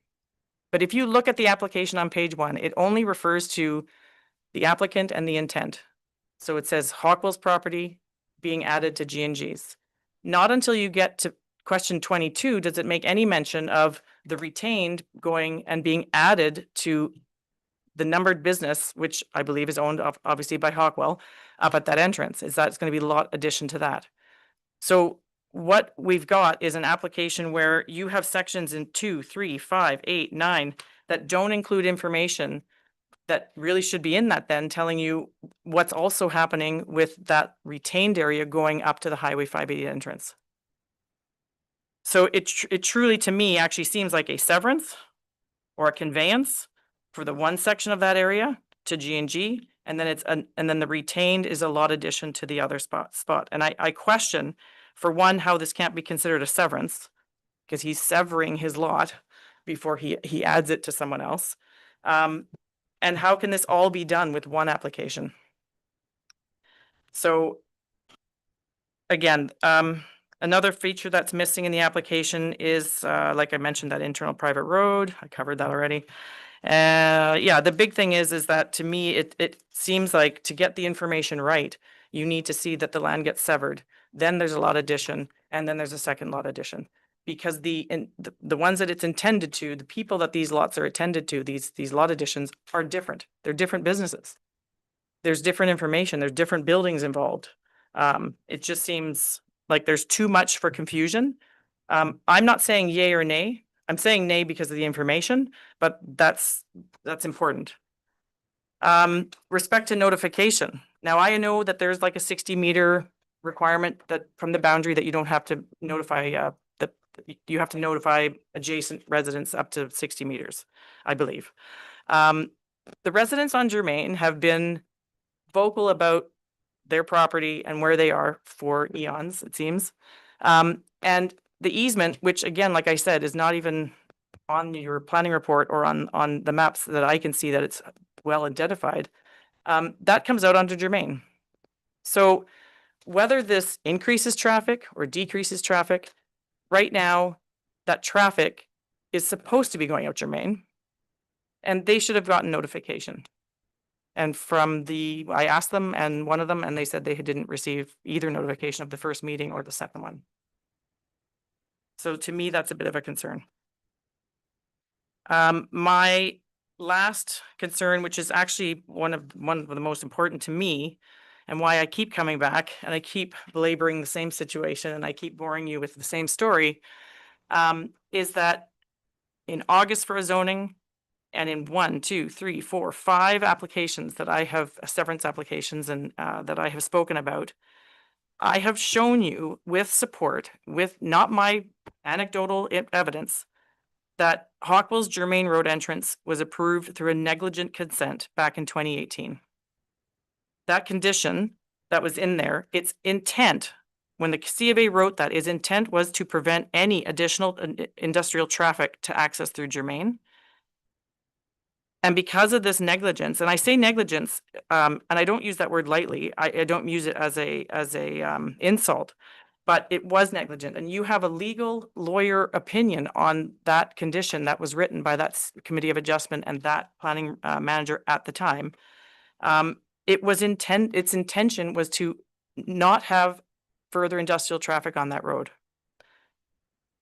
I've shown that. In 2021, I did it again. I provided support that the traffic brief depended on to approve the easement to Germain Road did not include this traffic. I kept saying, even from 2018, that condition, when it got pulled away and you agreed to it, instantly that traffic had to come out Germain and no one really thought about it because the intent was for never to happen. So the C of A at that time didn't think they should do a traffic study. Why should they? It's only supposed to be for residential, but they didn't. So now in 2021, now we have this easement. That traffic is still supposed to be coming out here. MTO has told me that they're not enforcing the entrances to G&G and 588 because they don't have the resources. Okay, which is frankly a little ridiculous if you just look at the pictures that I've sent you and the Google images. Like there is no traffic coming out. You can just sit there today and no traffic. In fact, all these companies have signs on G&G's entrance. And all I'm asking is that stuff gets done succinctly and legally before more applications gets processed for this area. Make it right now so that people can see it, because that traffic brief, everyone said, oh, no, that's in there. You know, the C of A was misled, because I then, much later, unfortunately, talked to the engineer. And the engineer said, no, we didn't assess that because Hockwell said that entrance wasn't open at the time, wasn't being used at the time, which is actually an admittance that he was in the wrong because it should have been going out that time, that entrance this whole time. So to sum up, there are things that I'm hoping that will be looked at least and reviewed before this application would even go to the C of A. Because frankly, I mean, they aren't planners. They are going to look at this information and be overwhelmed, as they have been every year that I've presented to them. But this application really should be denied or handed back to the applicant. Ensure the information on that application is right from the start, not later, not, dependent on anyone else, because they are an independent body. I think it should be resubmitted if it's going to be allowed into a severance application, which then you have to question how many severances has he had, because he's already had 2 since the official plan has been written. But regardless, it should be a severance. I get it. It can be called a lot addition, but either way, it needs to be separated and stop confusing the situation by just trying to push something through quickly with one form. I think that no application should be considered at all in this area until actually the proponents are held to their legal entrance obligations, which means an easement on a road is actually built to Germain Road and that traffic is using Germain. As much as that kills me to say that, but that's the way it is. I mean, honestly, the municipality and the MTO have created this situation, not the public, not the residents. Okay? A traffic study should still be conducted on this traffic, because not to accept or deny an application, but at least to show you that, guess what, there should be mitigative measures taken for traffic calming. That traffic brief had recommendations in it that nobody even considered for that application. That's an engineer saying you should do this, this, and this, and nobody did anything. So I still think a traffic study needs to be conducted on that traffic that I keep talking about. No, I don't think anything further should be allowed at any time until applicants are required to provide these transparent applications with all the information provided as much as as best they can, but reviewed by the planning department to make sure that they know that it's accurate based on what they already have. And I would really appreciate if the Committee of Adjustment members were made aware of the issues surrounding that negligence in 2018, because they weren't aware. They agreed to a condition with an intent they believed was adequate to prevent it beyond the approval of that consent, not just for the time, that 1 year, but beyond it. And that intent wasn't considered when it was removed. And I think they need to be aware, because the legal opinion that was written by Ms. Savini had other options that C of A could have done at that time in order to satisfy what they were trying to achieve. And I think they should know, the current C of A members should know this to prevent it from happening again. Okay, Thank you. thank you very much. Thank you for doing all this copying. It was a lot of paper. I figured there. I've done enough with providing information, but yes, I want to make sure it's Okay, thank you Right. very much for coming. Yes, Councillor Peacock? Thank you. Just for clarification, the traffic study that was done, was it not done like in the middle of winter between 5:30 and 7 or something like, so it, Yeah, so it was done on November 30th of 2021. And again, Jeff Port made it clear that if I had a problem with that traffic brief, that I should go get a peer review by another engineer. And what I was trying to state in my applications was, or in my deputations was, I was not arguing with what was happening in that statement. I was trying to show people that the engineer was actually telling everyone by the one day that he could do it, because it was needed to be done in time, and I appreciate that. I know that they can look at material and data from previous years to make their decisions. They're smart people. I don't do that kind of stuff, so I wasn't questioning that. What I really was trying to not question but inform people is in section 6, it says right there that they didn't include that traffic because Hockwell had said that entrance wasn't in use at the time. And it should have been in use since 2018. now, question for the planning department, is this application going to the committee tomorrow evening? Will we have an opportunity to comment on it, Mayor? Yes. Oh, okay. Are there any other applications going tomorrow evening? No, just this one? Okay. Okay, anything else? Any other further questions, Councillor Campoff? Yeah, thank you for coming, and you put a lot of work into this, so Mhm. thank you for that. Unfortunately, I will point out the one map that has the incorrect road names on it and is, it's written on by the applicant, but it's actually provided from Service Ontario, so. Yes. That's a challenge, obviously, for everybody if they're giving, the map's wrong. Like you said, the Germain Road looks like it goes through and connects to something that's not even properly named, so, but yeah, it's, there's lots of challenges with this application for sure, so. So that did, sorry. Councillor Peacock? I'm sorry, I just had one further question. With the property being zoned natural resources, according to our official plan, will it not require minimum distance separation report to be completed? No. Our official plan indicates that that's a requirement in the natural resources, unless I'm incorrect in the way that the report, the way I understand it. Minimum distance separation is with respect to smell Yeah, farmland. and farmland.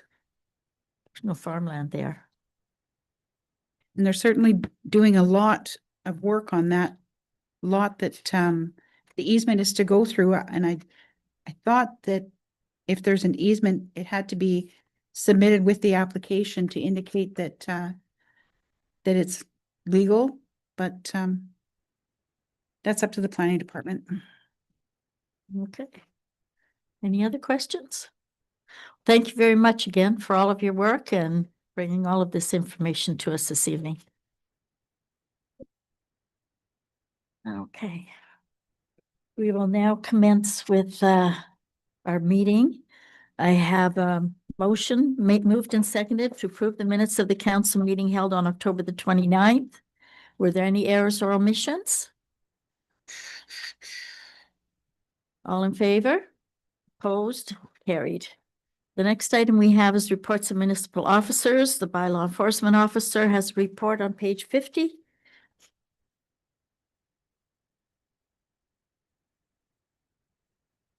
There we go. There we go. All is well. The dog bite has gone to court. The dog bite has gone to court. The justice has read over the report and issued a control order for the dog. All the conditions of the control order were given to the dog owner via the computer, and the dog owners agreed with them, with the justice, I mean, and the dog owner will be getting a copy of the order, as well as myself, and then the parents of the young boy that got bit will also receive that order from me, stipulating the conditions that the justice put out. The building issue on Bolter Road, as you know, the property owners were before council with a deputation. I want these pictures back, but I'm gonna pass them around council. These are the pictures I took of the structure. When I was there, I advised the owners in regards to the structure that they couldn't have it because there's no primary residence. And even if there was, the size of the structure would require a building permit. And I said, our planners in the office now, because they wanted to speak to her, and I said, I told them that she would probably pass along the same advice as I did to them, and that's why we're there before. So I'll show you these, pass these around, and you can see the size of the structure. This was brought to my attention, you know, and that's why I was there, so.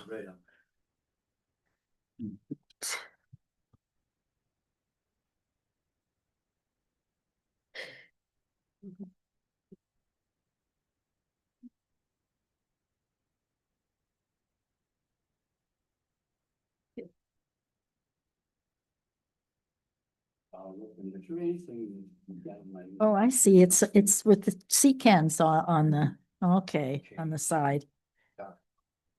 He was talking about the building code. I don't know. Okay.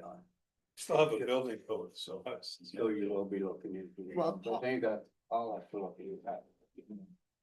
Okay, all right. We certainly have no information that you don't need a permit on a temporary structure. That size. That's large because it's high above the sea cans. Yeah.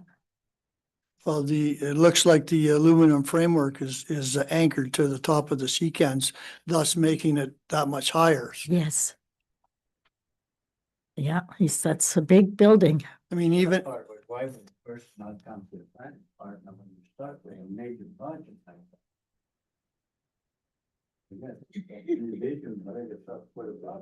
Beg for forgiveness instead of us for permission. Yeah. But she trusts, so. It's usually that word of mouth that gets me in trouble. Yeah. Oh, no, you can go ahead and do that. Sorry. Yeah, it's been a while since we've allowed temporary, turn a blind eye to temporary structure. Well, and I think in his letter, he mentioned too that it was only temporary and it wasn't anchored to the ground. And I thought, well, there's one problem right there. If it's not anchored to something, if the winds come, they're going to take it away, and where's it going to land? In somebody's car or so. the rest of the report under miscellaneous, there was a noise complaint on Pinewood from one of the nearby residents. I spoke to our director of operations, and he advised me that one of our local companies was in there clearing and chipping trees that were taken down on the property, and the work had been done when I had spoke to him. had a question in regards to Jake brakes or engine compression brakes in the Quebec area. Told the person we don't have a bylaw for that. As the planner previously stated, I hand delivered some notifications to residents for a planning thing. The parking complaint on Whitewater, there's no infraction because where the vehicle was parked is not a part of the roadway. I've had this complaint before me before. I've spoken to the subdivision owners, and they say that that's not a sidewalk, it's a golf cart path, and it doesn't, the parking wouldn't, you can park there. So Yeah. basically is what they said. So, and I've advised anybody that's complained in regards to that. I did have a conversation with someone on the weekend. They asked me in regards to Jake brakes and told me they're going to start a petition, and I told them if that's what you'd like to do, just go ahead. But yes. I have some further information about Jake brakes. I did reach out to the MTO and ask them whether municipalities can regulate Jake brakes on provincial highways. The answer came back, the municipality cannot regulate Jake brakes on 1117. So I got that information, but then I followed it up. Also, the email said there may be some possible options. So I emailed them back and said, are there other municipalities that are allowed to regulate Jake brakes? And if so, why can't we do it? And the other thing I asked about is what are the other options? Yeah. But the answer I received is we can't do it there. And they say they start already before the Legion when they're coming from the east. So it's poor residents have stuck with this now. Yes. But that, I mean, there's more trucks, but there's always been trucks. So I've never heard this complaint. No, but I think that this is just my personal thought when I started getting the calls is these are probably truckers that haven't used this route before and they see the sign coming up that says 70 ahead.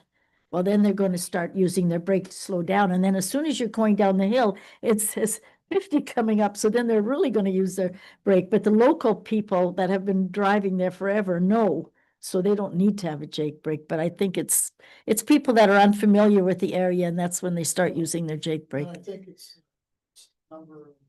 increasing the number of transports that are westbound on 1117. And like you just said, when they come past the Legion, they come down the hill, it goes from 70 to 50. Yeah. You know, so if they're not paying attention and all of a sudden they gotta get on the binders, that's where you're. Yeah, because there's one sign that says 70 ahead, and then when you come over the hill, there's the 70, that's where it starts, so they're going to use their Jake brakes, yeah. And it's unfortunate for all the people living in that area. Okay, any further questions of the bylaw enforcement officer, or no? Okay, thank you very much. You too, drive safe home. Okay, the next item we have is the building department report for January to October, page 51 to 65.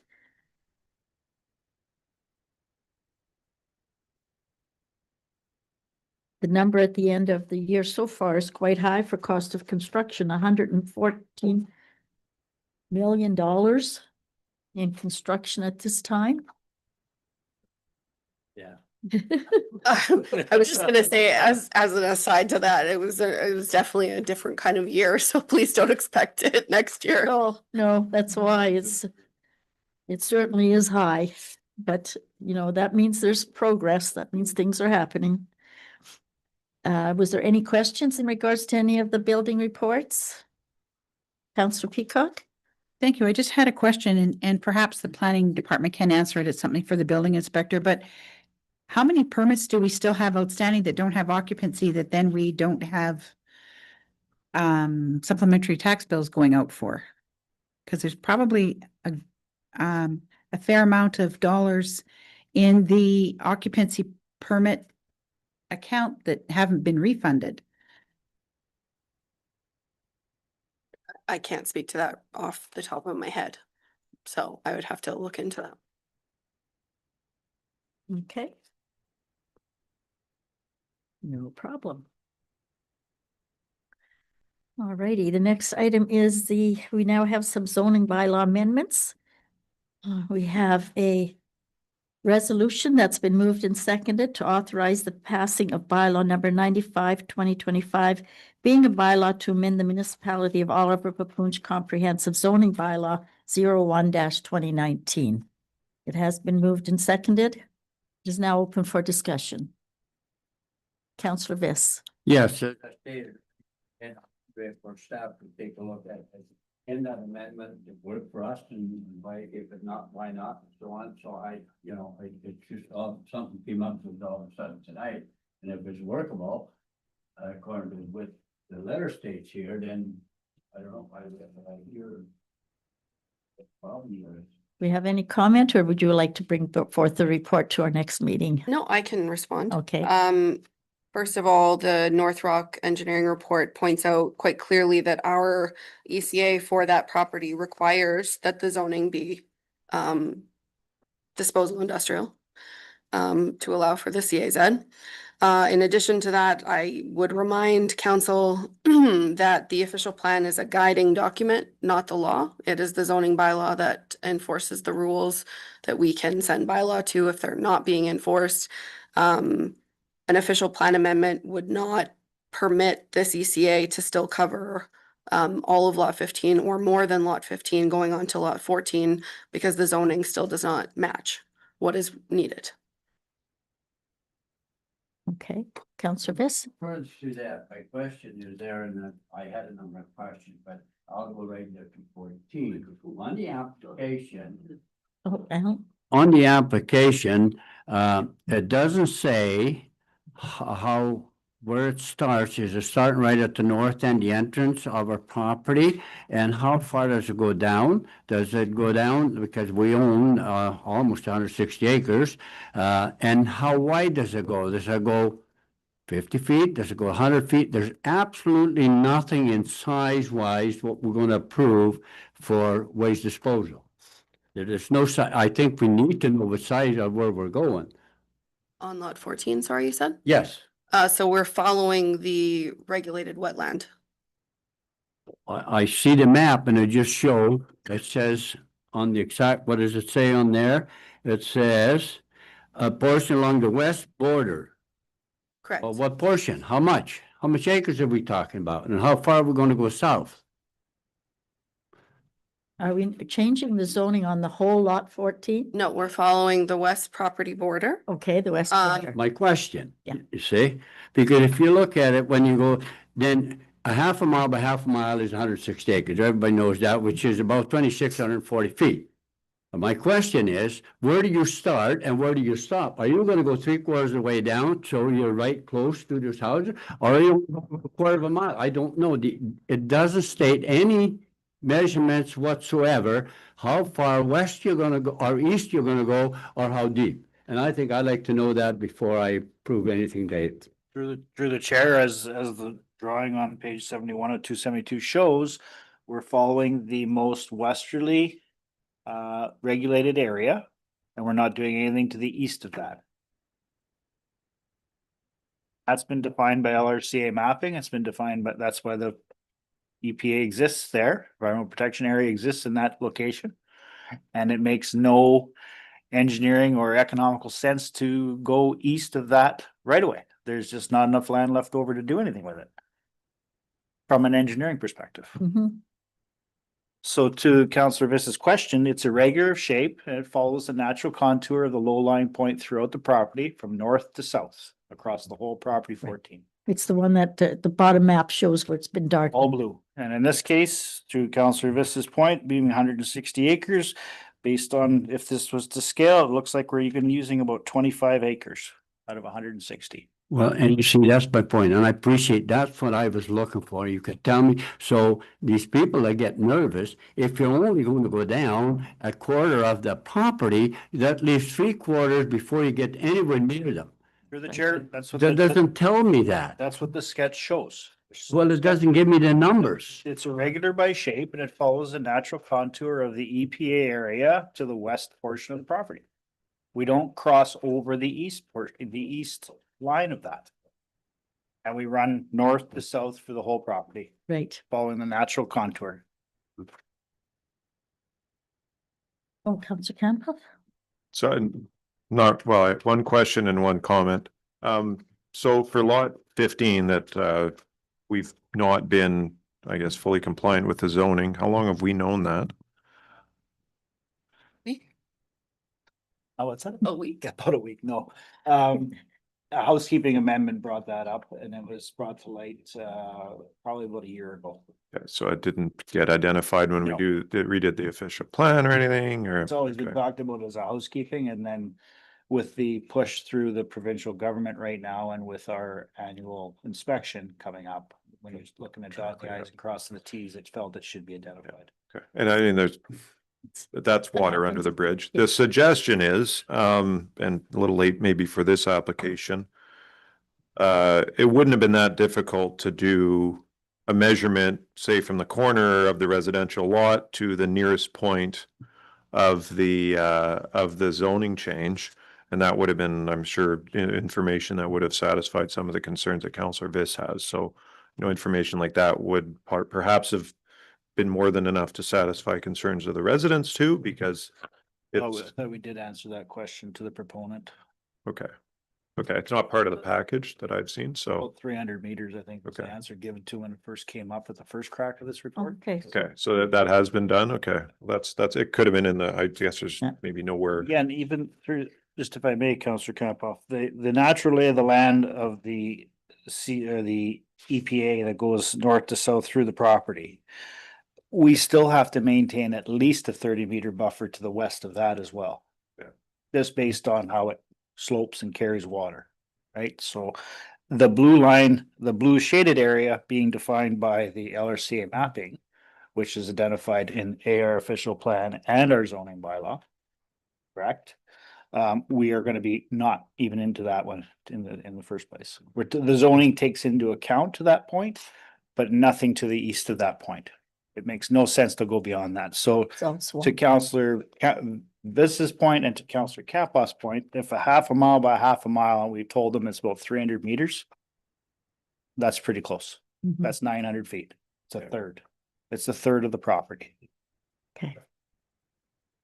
Okay, Councillor Peacock? Thank you. I do have a concern. Once again, I've expressed this before. The zoning bylaw, there is never any indication as to how large the property is. And I've asked before if this be included in the legal description, something to indicate how large this parcel of land is on the application itself. Now, this application was submitted by the municipality. However, it still only says lot 14. I mentioned that earlier. It doesn't ask for lot 15 to be included in this original application. So should this application not come back to us because it isn't correct in the first place? It could be amended. 15 can be put in there. Yeah, I can write 15 in there. It doesn't impact the report in any way. All the information presented this evening is still the same information that we presented. And all of the measurements of the property are in my report multiple times. Right, it's just the application itself. It would be very helpful to have it right on the application. Now, where will, again, the highway, the MTO lands, what's going to happen to either of those lots? Through the Should chair- the highway go Through the through? chair, I don't believe we should be going down this path to discuss something that was enclosed at the last meeting. Yes.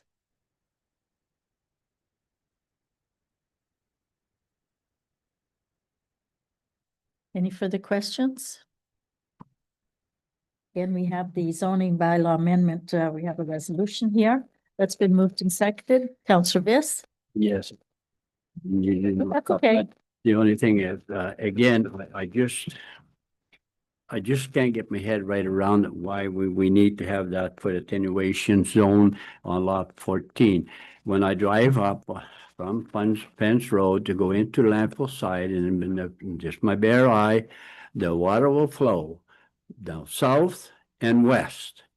And so why makes us think that it's gonna leach in to the east side when that's uphill? Through the chair, our monitoring wells parallel to Pole Line Road show the monitoring going southeast, not southwest. So it's naturally flowing towards lot 15 currently. Our monitoring wells are parallel to our property line, just inside our property line of lot 14. In order to get this ECA in order and to plan for further thing, we need to add this extra space and incorporate where the flow is going. Technically, right now, I cannot go 4 feet inside lot 15 and put a monitoring well. But I should be, because that's where it's migrating to. Mhm. No, the reason I'm saying that again, because to follow up just from what I'm saying, when you look at Google Earth, the elevation, Kakabaka is 60 feet below where we are. So all of a sudden you're saying it's gonna go east and then go west? Well, it says, Google Earth said that Kakabaka, so that's going west. So why is water gonna go east? Through the chair, the groundwater currently tracks southeast from the western limit of our property. It tracks in a southeast fashion and it's heading towards lot 15 currently. That's the groundwater. Surface water can be engineered and managed. Mhm. But there's a natural attenuation to go pure south from our landfill facility over land. Underground is different. And I cannot put a monitoring well where it should be going. We need to expand the ECA to include where the water's going. And then, and of course, we have to have these monitoring wells in there, otherwise we'll lose our ability to have the landfill site. Yes, Councillor Viss. One further comment. I just heard some stated by the Director of Operation that it was informed to the concerned citizen it's 300 meters up. Why is that not in the report? I want to see those numbers in the report so nobody can come back to me and say, and we're further down on. There's nothing saying that. That's really bothers me when it doesn't have the depth or the width of it. And I'd like to see that in the report on lot 14. Okay.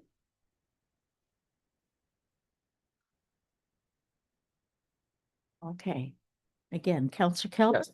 No, I agree to a point with Councilor Vish on that, like knowing the distance from where this attenuation zone is to the nearest thing would have been helpful for, I think, for everyone. Like, I never read it, maybe I missed it down the line, but I never read how far this was. But seeing this part here defined in here is, to me, it's pretty clear where it is. We're nowhere near the houses that are to the east of here.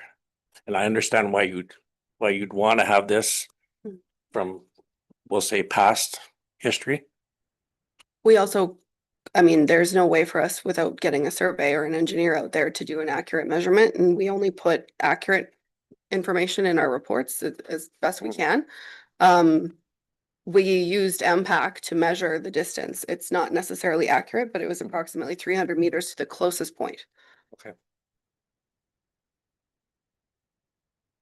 Okay, any further questions in regards to this, Council? Yeah, Yes, and go ahead. again, through the chair, Google Earth is a wonderful tool, but it's not an exact science. But Yeah. you can go historical to Councillor Campbell's point. 20 years ago, they were working on a small, but you can see the progression of where we've done our landfill when you go Google Earth. You can see the progression of how that water course, depending on the time of the year of the picture. It can tell you it's very defined in the springtime, not so prevalent in the wintertime, but very defined in the springtime. And you can also see from an elevation perspective on Google Earth, how much lower the pond is to the east of where we're proposing to take this limit to. That's where I've said from the get-go, it makes no engineering sense or economical sense to go beyond that first ECA or EPA, whatever, environmental protection area. It makes absolutely no sense to do that. Okay. Any further questions? Okay, so we have a resolution that's been moved and seconded, authorizing the passing of the bylaw, being a bylaw to amend the municipality of Oliver Papoon's comprehensive zoning bylaw 01-2019. Again, any further discussion or questions? I will call for a vote. All in favor? Opposed? It's been passed. Next item is zoning bylaw amendment ZBLA 07-2025, page 80 to 84. And this, sorry, I'll find it here. This also has a resolution which has been moved and seconded authorizing the passing of the bylaw 89-2025, being a bylaw to amend the municipality of Oliver Papoonj comprehensive zoning bylaw 01-2019. Same one? Weird. Oops. Just that it says the same numbers, so this is why I was wondering. Oh, no, I'm sorry. It's the passing of bylaw 89 instead of 95. But the comprehensive zoning bylaw is the same number. Okay. So it's been moved and seconded. It's now open for discussion. Does anyone have any concern or question in regards to this application? Yes, Councillor Peacock? Just a question, will site plan control come into effect for this property, or is it always just dependent on if you decide it's a good thing to have or not? How is it identified? So as discussed in my report during the public meeting, until we see a bylaw or a building permit application to know what would be planned for the site, we can't determine whether it would be required or not. Yes. And through the chair also, to add to that, if there's a prevalent structure or something that needs to be protected, or it's an environmental wetland, then that would trigger it prior to that. But at this point in time, this property has no issues that we're aware of. Any further questions in regards to this bylaw or resolution, I should say? Okay, it's been moved and seconded. All in favor? Opposed? Carried. The next item we have is a zoning bylaw amendment ZBLA 08-2025. It starts on page 85. And it indicates that resolution's been moved and seconded that council authorizes the passing of bylaw number 90-2025, being a bylaw to amend the municipality of Oliver Papoonj's comprehensive zoning bylaw 01-2019. It has been moved and seconded and is open for discussion. Yes, Councillor Kamphoff.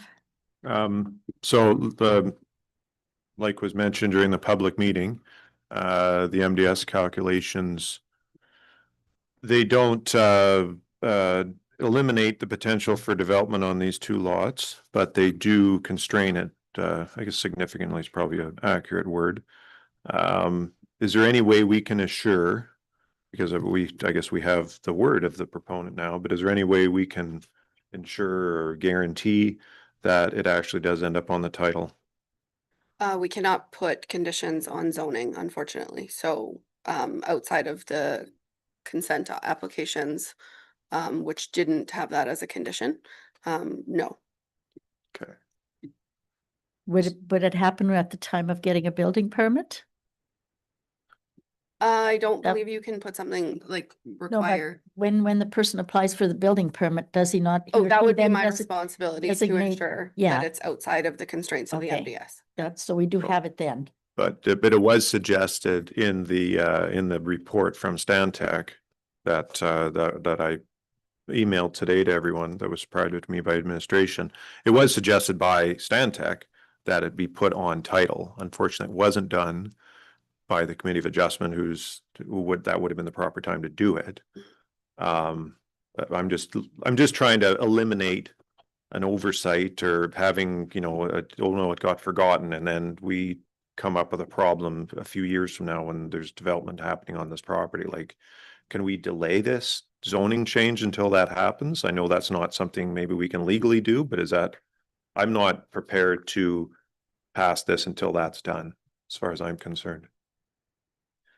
Just if I may, on a related issue with the same proponent in the same area, there was site plan control issued on the two lots that Councillor Viss spoke of. Mhm. And when new owners were building a house, they came to us and we had the document registered on title, and the stipulation was in there that there was no drainage on the west property line. Mhm. So this proponent in a certain sense respects those decisions and has put them on Okay. title, and that was transferred to the new owner, and the new owner was well aware of it. So in this case, with the retention of an engineer and doing the homework, this proponent has done what's been asked of him before after committee of adjustment.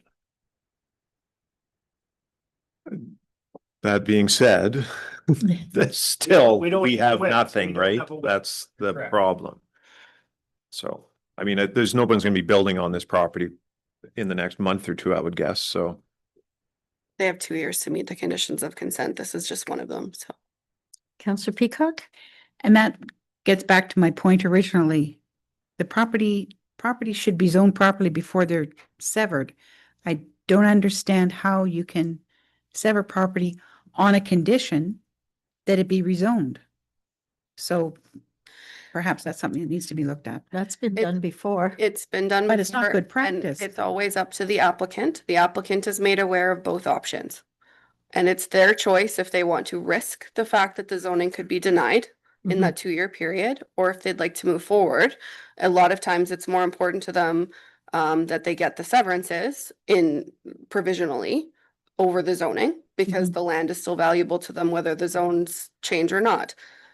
So it's always given to the applicant to determine how they would like to move forward. So if the zoning does not go through, neither does the consent. In this case, yes, because that's the only, that's how we base the severances. That's the condition, yes. It's just a condition. Yep. Yeah. Okay, again, is there any other questions or any other? Okay, so again, we have a solution. It's been moved and seconded in regards to this application. Those in favor? Opposed?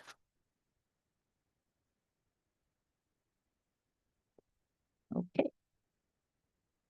Committee of Adjustment Application 1B1925 on behalf of Hawkwood Construction. We have a resolution. Sorry, this is going to Committee of Adjustment, and this is at the time that we can impart our comments. So this application has a resolution that's been moved and seconded with a blank that says, with respect to application 1B1925 on behalf of Hawkwood Construction Limited for a proposed lot addition, council's comments are as follows.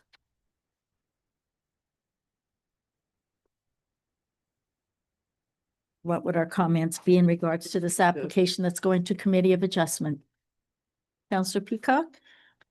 At present time, I feel this application should be denied or deferred until it is completed properly because there's too much information missing. There was no signage. I went down the road a couple of times. There's no signage indicating this property, and it's, on my understanding, that's part of the requirements of the application. And it's just, what's the difference between a lot addition and a severance? Whether you're creating a new property or you're not, there is no new lot being created. No. The shape of existing lots is changing, but there's no new lot being created. Also, I have photos that the notices were posted on the property. Not on by the road, though. You'd have to go into the property. No, to they see. have to be visible from the road. It's a Road, okay. requirement of all applicants to submit photos of the posted notices. Okay. As well, the mapping is very difficult to understand, so at the present time, I feel it should be at least deferred. Yes. So thanks again to the earlier deputant. And I, looking through this application when I went through the meeting package earlier, I had similar questions as to, was this one application or one thing happening, or is it two? Because it made it sound like there was one lot addition happening and then another lot addition could happen, but is this application for both of them or for one of them? Is that going to happen separately later? It was a little bit confusing. Can we have maybe a little bit of clarification on that? Yep, so the property in question is a single piece of land. The lot addition splits that land in half. The west portion is being adjoined to the property that it shows in the sketch. The retained piece can then just be sold to the owner of that other piece if they choose to, or they can keep it separate. They indicated in their application that they would like to then join those two pieces just to make it cleaner. It's not a requirement and it's not a lot addition. It's a retained piece that they can then do what they want with. So the piece that is being added as the lot addition as shown has to happen before anything else happens with the retained piece, but that does not prevent them from then selling that retained piece to the other parcel.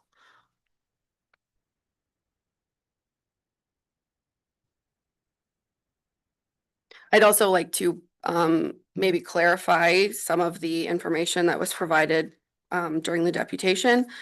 The property on Highway 1117, as well as the property proposing the lot addition, are legal lots of record. They have existing entrances, whether they're legal through MTO or not. That's not really something that is important for us to pay attention to in a lot addition. We are changing the shape of the property and the size of the property. Whether it's accessible is basically the responsibility of the property owner. At the time that we look at them, there are entrances that are used regularly to access those properties. There is an easement. Easements are never shown on maps. And I did forward that information to the deputant to show the easement, but the easement was a 2021 application and approved through OLT and other various bodies. So for as far as planning goes, it's a very simple lot addition. We're taking a parcel of land, we're splitting it in half, we're adding one half to an existing parcel. That's the lot addition. There's the retained piece that has access through an easement from Germain. Whether they choose to add it to the parcel on the corner of 1117 and 588, where they have an entrance on 588, legal or not, that's up to the owner. Okay. Yes. One further question. With doing this lot addition for the merge to Hockwell parcel, is it possible that if it's not merged, it becomes one lot and then it ends up being a severance because it's not going to be merged? Like, is it possible that these two properties could end up being separate parcels of land without requiring merging to the existing owners, whether it be G&G or Hockwell? It's a lot addition, so it's not a separate lot. There's a separate consent certificate that's stamped on the final documents when it's a lot addition versus a severance. So when I stamp the consent on this granting approval, the stamp actually says it cannot be sold without this other piece that it's meant to be joined to. Also, if they merge that with the G&G property and then they have their retained left, still no new property has been created. The size of that property has changed. Yeah.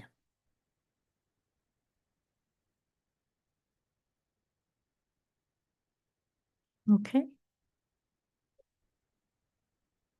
We can all agree it's a bit of a confusing mess. It is. It's a lot of little pieces over time, but our comments can't be, it's a mess. So we have to have a comment for committee of adjustment. So. No, the parts aren't shown. No. Sides of each part. Are you talking in the mic? No. Okay, there you go. Yes. So from a planning perspective, and I recognize this obviously goes beyond the scope of the comments that we're putting on this application, but from a planning perspective, do we ever look at, I mean, we always look at access.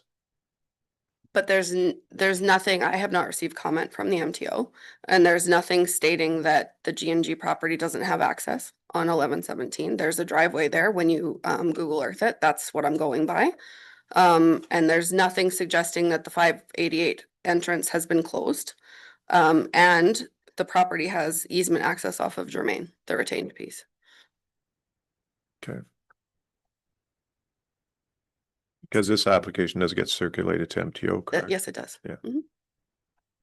Is that easement registered? Yes. I still find this application is too many missing much information missing from the requirements of the application itself. So I move it be deferred. Well, we don't No, have the power to do that. but. Yeah, we're just commenting Yes, on it. sorry. Wrong one. So council's comments are from the planning perspective, there's nothing I thi- wrong there.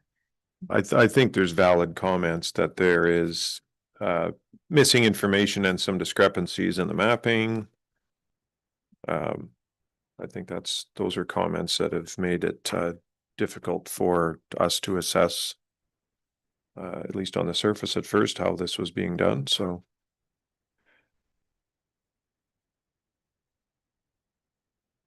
Okay, so we have the resolution that's been moved and seconded, and the council's comments are as follows. There are some discrepancies in the mapping.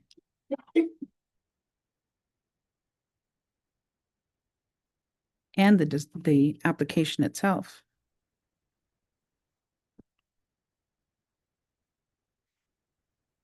Okay.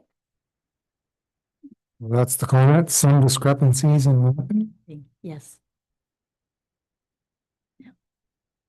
Because on the application, it says the number and use of buildings and structures on the land to be retained and the proposed land, and it says none. Well, there's plenty of buildings, so do those not have to be indicated as well and septic and things like that? This is all missing from the application. But if the buildings are on the main lot already, I'm talking G and G, then that doesn't mean there's gonna be other buildings on that piece. They could be storing, they've got tons of trucks and all kinds of stuff there that could be just parked there. There are no buildings No. on the parcel. Not the part that's being cut. There are no buildings there now. But the application says existing and proposed. So obviously they don't have anything going now, but No, there's a heck of a lot of buildings on that lot. There are 0 buildings on the property that is subject to the lot addition. yes, there is on their main lot that they started out with by the highway. That's not in question though. No, But it says number of buildings on the retained, and there's nothing on that either? no. Okay. No. That's all gravel pit or old gravel pit. Okay, so we have that resolution, and the comments are that there are some discrepancies in the mapping. I will call for a vote. All in favor? Opposed? Carried. We now have a resolution in regards to the LRCA MOU 2026 in regards to review program collecting planning fees for applicants. Sorry, that with respect to report 2025-212, we recommend the memorandum of understanding between the municipality and the Conservation Authority for Plan Review Program be approved, and that the necessary bylaw be prepared for ratification. Page 103 to 110. So it's now open for discussion.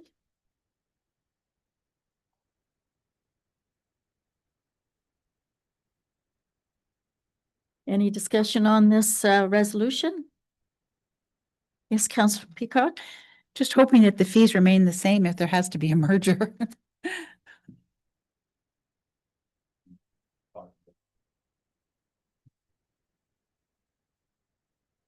Okay, any further discussion? All in favor? Opposed? Carried. We now will go to comments on Bill 60, page 111 to 112. And this is a resolution that has been moved and seconded that we authorize administration to submit the comments on Bill 60.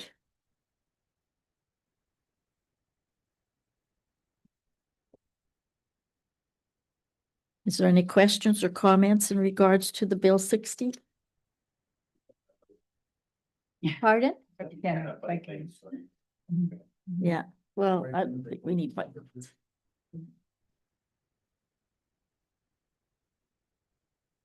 Yes, Councillor Peacock?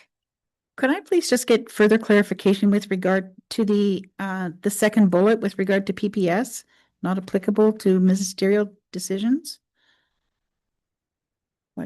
does that exactly mean? What that means is that they don't have to be consistent with the provincial policy statement, and they're the ones that make the provincial policy statement. It's ridiculous. Yes, Councillor Campoff. I would like to commend the author of this report for not mincing words. Thank you. That's, Yeah. you have to not Well. mince. They get confused if you try to. Yeah. You're doing it well. Yes, yes, Councillor Buck. Sorry, and one further question. Will this resolution that we have with regard to these comments, would it go to other municipalities for them to support this resolution? Or what are your thoughts on that? No, this is just our comments to the government of Bill 60. Every municipality has the option to send in some comments, so I do not believe they'll be shared. Okay. Once you submit the comments to the ERO, they're all available for other municipalities to see Okay. as well. So the other municipalities can see them then. Okay. It was Is there moved in- competition to see which one's less word mincy? So we have the comments here that are going to be sent Sure. in regards to Bill 60. So all in favor? Yes. Opposed, carried. And then we have an award of an RFQ for fire department radios. We have a resolution that's been moved and seconded to have the purchase from Spectrum Telecom Group Inc. Limited. It's open for discussion as it has been moved and seconded. Any questions, Councillor Peacock? Perhaps it's a question for the treasurer, seeing as he's here, but how much funds are available in the working funds reserve? What will the balance be? Do you have any idea? Are there funds in there for this? I think there's millions. But is it like fire department working funds reserve? The working reserves for everybody.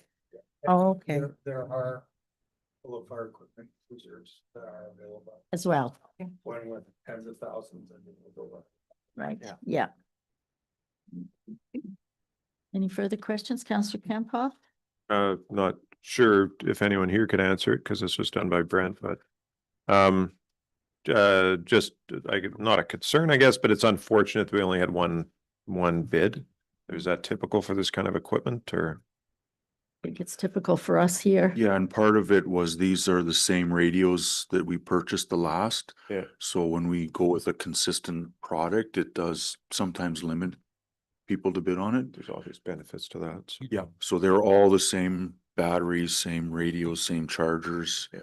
So that's valuable. Okay. Councillor Peacock?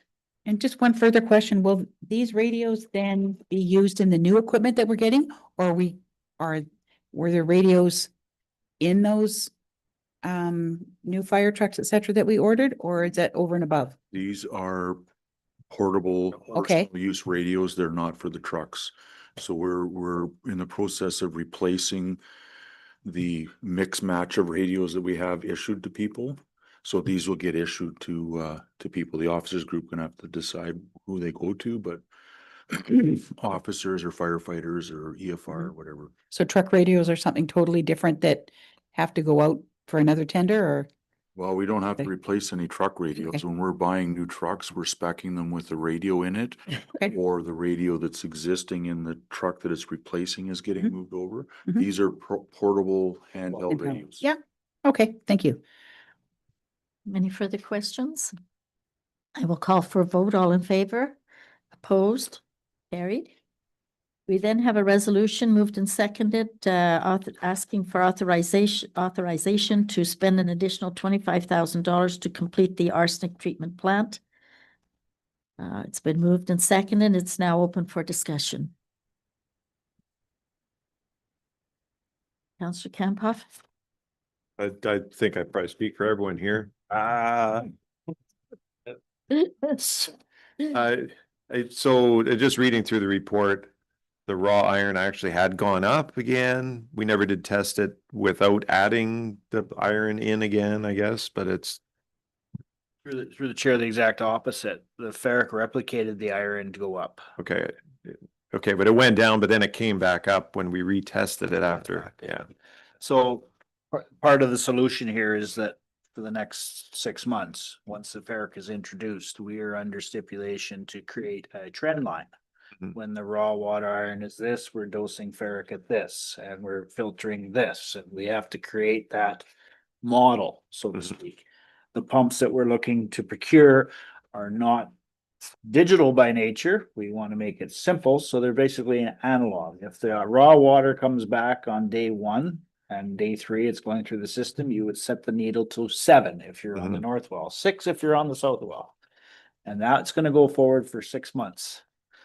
Part of the health unit requirement to get off the do not consume. The do not consume is going to come off the minute the ferric pumps are introduced, and we proceed with 1 week of back-to-back tests, 3 days apart per well. Mhm. The do not consume will be off. At that point, 6 months of trend lines, modify our drinking water license to replicate the change in use of the pumps and the ferric, and we get a new drinking water license. I will say we had a conversation with our MOECP inspector on Monday, a 10 a.m. conference call, strictly with him. And as was explained to me through him in a very dry sense, he says it's nice to see that the guinea pig has come to roost. We are, these numbers, the MOECP is ecstatic to see. They do have other issues that are related to arsenic elsewhere. So unfortunately, it's been growing pains, but we're there and we need to finish it. So anyone who uses the same system, because you've been testing it, now have to pay us a subsidy. Through the chair, I think the easement agreement we have on private roads is going to apply here. You want our data, you gotta pay us. No, we've done all the spending and all the sleepless nights over it. We should get something for that. Yes, Councillor Calvert. How long before these pumps get here? Is there a timeline? Through the chair, tomorrow morning, the pumps will be ordered. If you pass this, in 2 weeks from now, they will be here. Sounds good. Thank you. Okay. They're in stock. Oh, yeah. Councillor Pickup? That was, They're not coming from overseas. yeah, like, And once again, is there an opportunity to use the OCIF funding for the water system?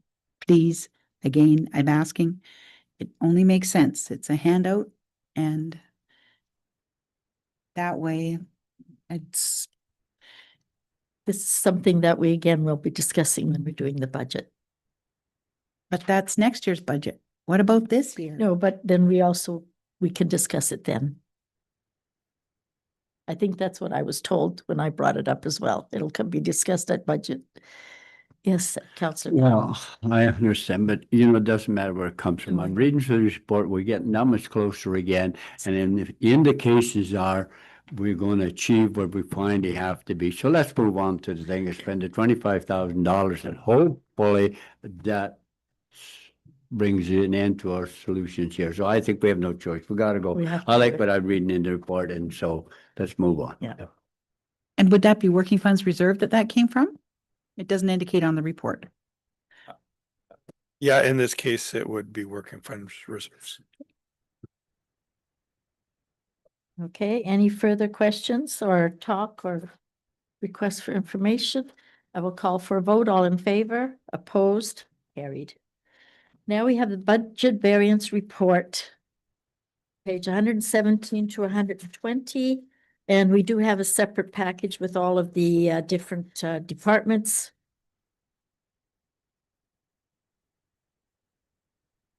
Okay, so. Where my copy is.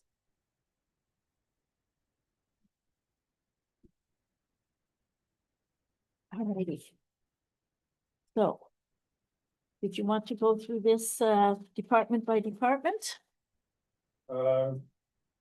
Alan? I would suspect that you do. I would suspect, given that it's almost 8 o'clock, that no one wants me to go through it line by line. But if everybody does, I will. Mayor Lucy, if you look at the 2 pages where the operating department summary, and if you look at the summary on the operating expense, there's only one place and that it's on the equipment. And if you go through here, you found the equipment very quickly, it's unexpected expenses. And if anybody ever deals with equipment, You hate to see the day come, but some days things break down and you have to repair it and then you have no choice. So I think I'm happy with the report, so. I am too. Counselor basically. Viss summed it up brilliantly. Yeah. Yes, no, and no, but I mean, I feel the same way. You're looking at it, this is a 3/4. Yeah. So as long as you're 75% or less, you're at a good place. That's what I read, 73% or 3/4 there. I think that's pretty. That's what we overall look at, yes.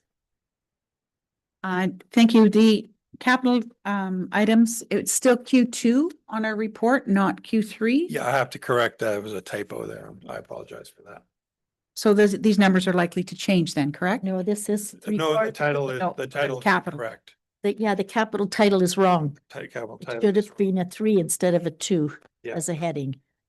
Capital items, the 2025 actual should be a Q3, not Okay. Q2. It's just And the title. variance should be a Q3, not a Q2. Yeah. I didn't replace the title. All right. And I did send a number of questions to you and I will just wait for your response on those. Yes, most of them I'll address during our budget discussions. Okay, thank you. Probably 85% will be addressed at that during those discussions. And they're coming fast. Okay, we now have Infrastructure Ontario Loans Bylaw. There are 3 resolutions. We will do one at a time. That makes it easier. The first one is the loan application for the Kekebeka Village paving bylaw or work. And they do have a background on the next page, 122 and 123. So it's been moved and seconded and now is open for discussion. Yes, One Councillor. question, what's the interest rate? It hasn't been finalized, but it is I think it's 3.35 was the last time they gave me an update, but there are subject to changes with the Bank of Canada rate. So we believe it's going to be lower than that again. Yeah, because the rate went down. The rate down, rate yeah. went down. Yeah. So, Okay. Okay, but they haven't given an update because we haven't passed the bylaw. right, we have to do that. Councillor Peacock. Is it possible that we can get turned down for these loans? It is possible we could get turned down for these loans. It is not likely that we would get turned Okay, down for these just- loans, but Just a question. that is possible. Everything's I would- possible, Yeah. right? I just wanted to comment that we did pass initial bylaws in July, but the templates that were provided by IO are the wrong ones. They figured it out, and so we had to redo it. So that's why we're rehashing history here. Short term and long term. So the first one is in regards to the Kekebeka Village paving loan. Any discussion, further discussion on this? Been moved and seconded, all in favor? Opposed, carried. And then the second resolution is for the fire vehicle replacement.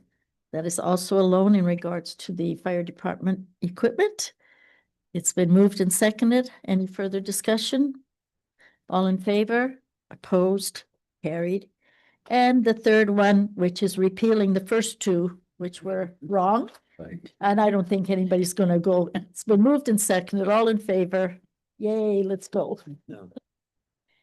Nancy? Yes.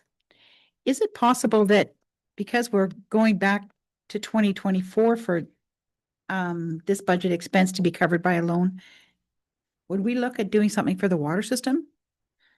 To get back some of that money on a loan, or it's not worth it?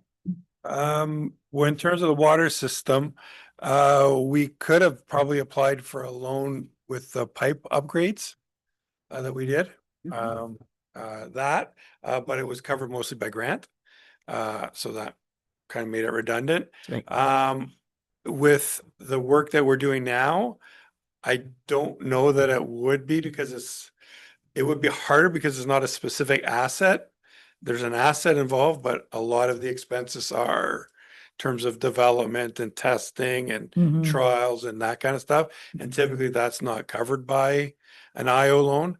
Now, if we were to develop a permanent type of water solution there based on what we've discovered, then we probably could apply for an IO loan for that.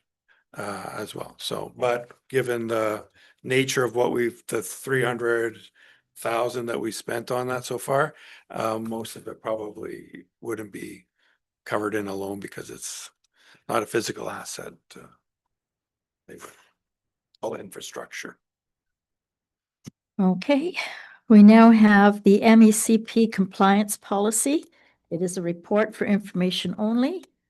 It says that if you look at page 143, this has me a little bit concerned, but typically they consider referring these types of things to us to take care of: odors, noise, dust, waste, and water.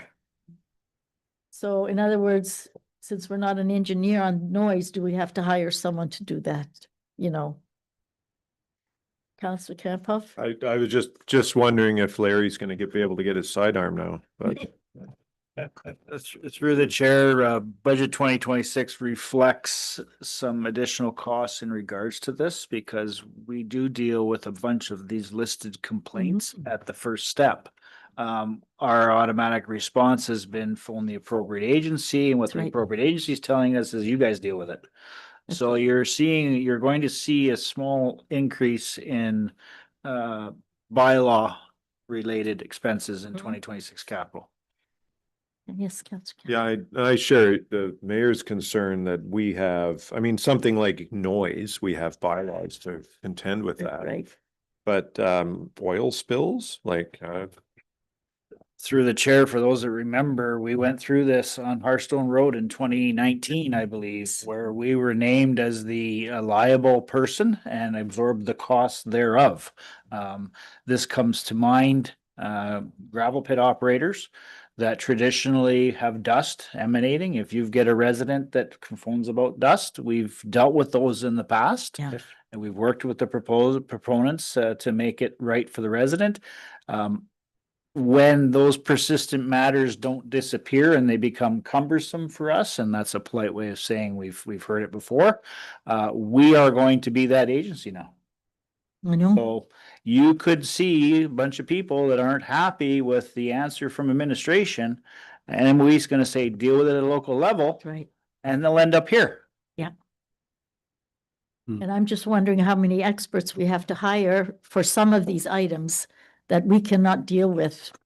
Through the chair, and I'm not being facetious by any stretch that the bylaw needs to be tightened up, but there's a whole bunch of housekeeping things that could be tightened up that lead into this report. Yeah, Okay. sure, Yes, sure. Wayne? Yeah, unfortunately, I wasn't able to go to the webinar, and the bylaw enforcement officer and deputy clerk attended. And their impression was this is not going to be a huge burden on us. We'll see how it develops. Maybe it will become something that we don't want, that it's a lot of work, but right now it doesn't really look like it's going to be a big burden. But we're definitely going to be monitoring it. And if it, this is, Chris is saying we're increasing our budget, we should be asking Uncle Mo to pay for that. That's right. You know, if it's, They used to do it. Through the chair, I'm aware of 3 instances in the last 5 years that would roll out to us now, where the government agencies responsible are going to say, no, Oliver Plunge can deal with it. Yeah. We deflect that every day of the week already. Push them out to the right agency. They're saying we're going to push back to you. That's right. So there's a potential for it. It does, and it does mention in here that if it persists long enough and it becomes a community level concern, then they said they might just jump in and take over. So, but I mean, how much heat do we have to feel when it becomes a community level? They got nobody to answer the phone, whereas we do, right? Yeah, that's right. Yeah. Okay. All righty, we now have the NWORTA deputation on the trial proposal, page 145 to 162. And they again are, there's a resolution moved and second that we recommend the issuance of a letter advertising that council cannot provide a funding application support letter to have the trail go through our municipality. Correct. We've been through this a few times. Yes, that's okay. So in the past, I've spoke in support of the Trails Association, and obviously council decided differently. But yeah, I still would just like to speak on. I think what these people are asking and I mean, we had insurance concerns and they responded in the past that they had their own insurance. I mean, these are public roads that people use already as pedestrians. I still think it's a reasonable thing that they came originally to ask us for support, and I think we should have originally supported them. Unfortunately, I feel that our insurance company came here. The gentleman came, I don't know what year it was, and came back with a report and told us to stay as far away from it as possible for liability reasons. And involved in this also is the bridge on Hearthstone Road. What happens if we close it one day? Then the trail is dead. I mean, that's the trail wouldn't have forced us to maintain access to the bridge, but right now we're not stopping people from walking on the bridge. No, and we're not stopping anyone from biking on our road or walking, but as soon as you put up the sign that says this is the trail, then it is now a municipal liability if someone gets hurt. And if you go down Hearthstone, there's hardly a bank or a side beside the pavement. There's hardly any room at all, even to walk. So I'm sorry, but it's just the way I feel. Councillor Vince? Well, I can't support their request at all either. If you take Luckens Road, there's absolutely no shoulders through the thing at all. The point is, you see the way life is today. If something goes wrong, I sue whoever I can, in which this case would be municipality if somebody got hurt on that road. They could force us to put shoulders on them because we allowed these people to have a trail through there. And so I come back to the legal advice we searched, and they said, do not allow that past that, and so I have to stay with that idea. Yeah. Sorry, Ben, or Bernie. Councillor Peacock? When we were on road inspection, it was my understanding that there were going to be improvements done to Luckens Road. Will it be wider or will there be a bike trail? Through the chair, Luckens Road will be proposed in the budget, whichever one you pick, but no, I have no interest. I don't believe there's any work involved in widening the road. Mostly just a surface treatment program was what was proposed and talked about in the bus. Okay.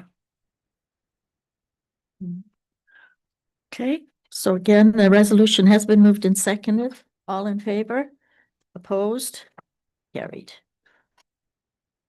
Now we have the resolution moved and seconded to recommend the issuance of an RFP to do structural and health and safety assessment of the Red Barn located at the Heritage Park, page 163 and 164.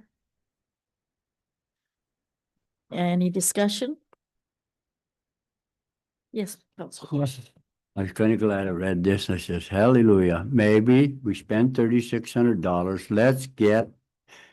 They have money in reserve for They this. have, and let's see what they're saying when they do that electrical thing and whether it'll cost us to go ahead or do not, and let's just get it done with one or the other. Get an expert. Because it's not fair by jiggling that board around, because they're doing their very best to try and improve the thing. And then if we come along, show, no, we're not gonna allow you to spend the $3,600, then everybody, the board and the council will know what it's gonna cost us if or whatever we want to do. Yes. So I think I support to get that, both of them.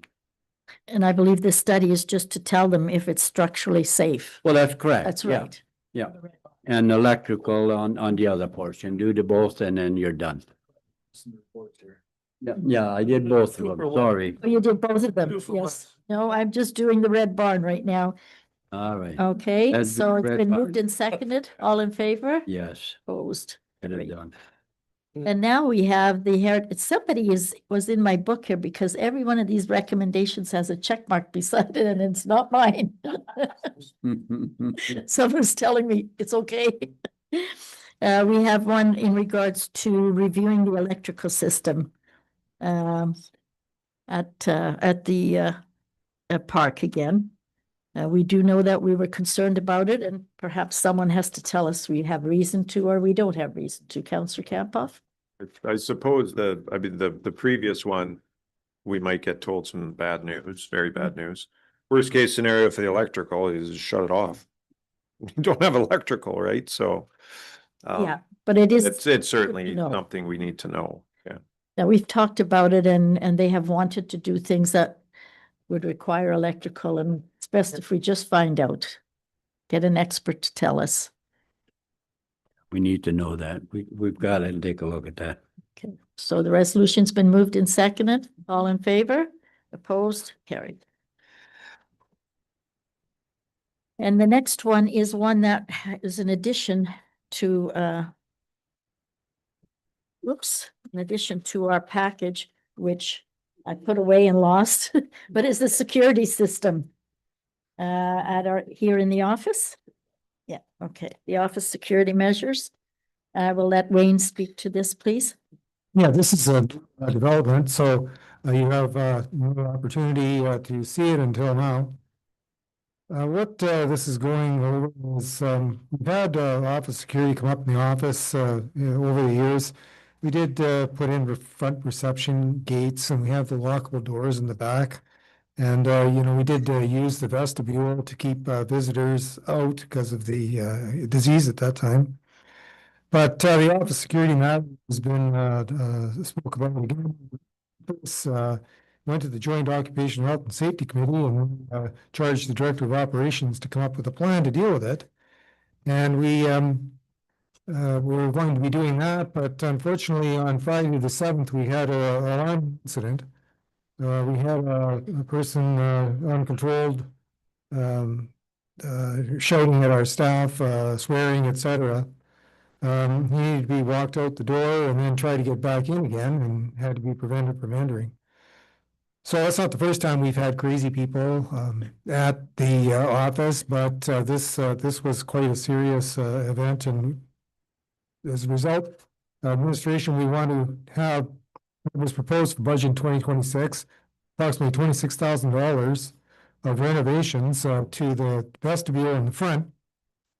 And what that would end up meaning is we would have the buzzing system that you see in other places, where you need to use the intercom, ask to come in, and then the receptionist will let you in, and that's how you gain entry to the office. Other things we would like to do is the panic button under a desk. So if someone, once they are in, become uncontrollable, you can press the button and have, Police will be there. yeah, but whatever measures we decide to choose with that. Now, we were thinking about it, kind of I would think of as a low risk kind of place. Not but anymore. it could not be. I just don't know what the future holds. And somebody who's intent on killing people, they're going to try to be nice at the front door. That's possible. And Sure. but Still, at least it's something to try to keep people from just waltzing in here without us getting a chance to look them over before they get in. yeah, no. I guess that's my point. I come to the front door and I'd be the nicest gentleman ever and say, oh, I have a few issues I'd like to discuss, and you let me in, look out. Now I'm gonna give it to you. And how are you gonna avoid that? That's but- my point, I guess. You see, you don't know that till they get irritated in front of you, but But if someone buzzes in and then the person at the desk can ask, who would you like to speak to? And they say, well, we'd like to speak to Director of Operations. What would you like to speak to him about? And if they start talking about something that maybe is a little iffy, the director can go outside and speak to them in the vestibule, and only his life is at danger, not the rest of us. there you go. No, you cannot, what happened that day, you cannot allow that to happen again. It's happening too understand. often. And nobody has to be treated with disrespect and be yelling and screaming, and that our director has to get them out of here. It can't happen. Yes. So if I can just add, I think a big part of it to your point about somebody getting in is training and awareness for people to be able to recognize situations that are going to escalate or potentially, if somebody's been in here 3 times and screaming and yelling, it's a red flag right off the bat, right? So So Counselor Kempoff? So I see locks and obviously some kind of a intercom system and panic buttons. Thoughts about putting cameras in that we can record everything happening on the public facing parts of the building? Mhm. We actually have spoken with TVTEL, and a few months ago, they provided quotes for cameras and surveillance and stuff. We were going to add it to the 2026 budget. I guess this incident just happened earlier, Yeah. but it will still be in the 2026 budget because It's reasonable. so it'll be we have planned for this office, Public Works, and the 5 fire stations Mhm. during budget deliberate, or sorry, 6 fire stations during deliberations. Yeah, I don't want to get that out there, right? During deliberations, you guys can choose which the TBTL options you want. And it's also, I think it's, the staff should understand that if they hear this kind of noise coming from like this last incident from that direction, they're sitting in an office somewhere, just call 911. I mean, if it ends up being nothing, then you've got the police here for nothing, but the police will come. And if you have someone like that, they will escort them out and they won't be coming back. Chris? Through the chair, he came in pleasant as punch and escalated on his own. Mhm. And then he is a repeat offender, so he's earned himself a do not trespass order. Yes. Counselor? It's unfortunate that this is the way that most public offices are now, operating. They don't take cash, or you can't go in the door or things like that. But when we did a change into the municipal foyer there, when COVID happened, there was a desk at the front and a wicket on the planning side. Is that still there? And was there an intercom installed at that time? No. No, just a wicket? Okay. Yeah, no. And do we still use that at all? That Mhm. might be an option to use, is go back to using that, like for payments and things like that. Well, Anyways, just they a can- thought. They can, yeah, I'm sure they've got ideas of what they're going to do. Yes. That's what was put to the Joint Health and Safety Committee with Chris, so that's all stuff that's getting looked at. Okay. So again, we have this is a recommendation. Has this been signed? Yes. Okay, so this resolution has been moved and seconded that we recommend the implementation of security measures at the office. Any more discussion? All in favor? Opposed? Carried. We now have reports of committees. The Conservation Authority minutes are here. And then we have the bylaws. Bylaw number 1, ZBLA 05-2025. It has been moved and seconded. Any further discussion? All in favor? Opposed? Carried. The next one is the one for Miller zoning bylaw amendment. It's been moved and seconded. Is there any discussion? All in favor? Opposed? Carried. Then we have the zoning bylaw amendment for Gran. That did not go through, so it was defeated, so this will not be. It'll just be gone.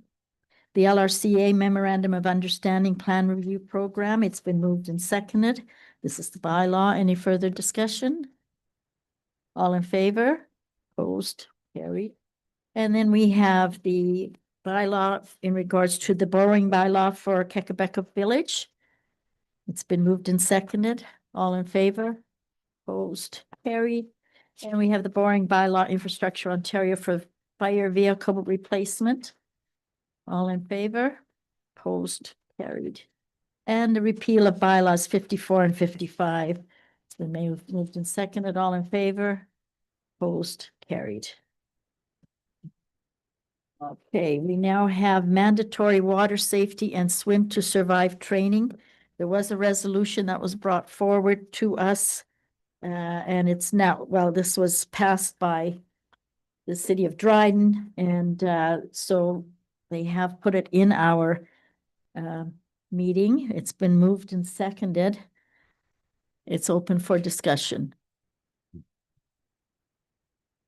Counselor, I had just asked at the last meeting that it be brought back, just a letter of support for this proposal, that's all. I know it's been on our agenda previously, so.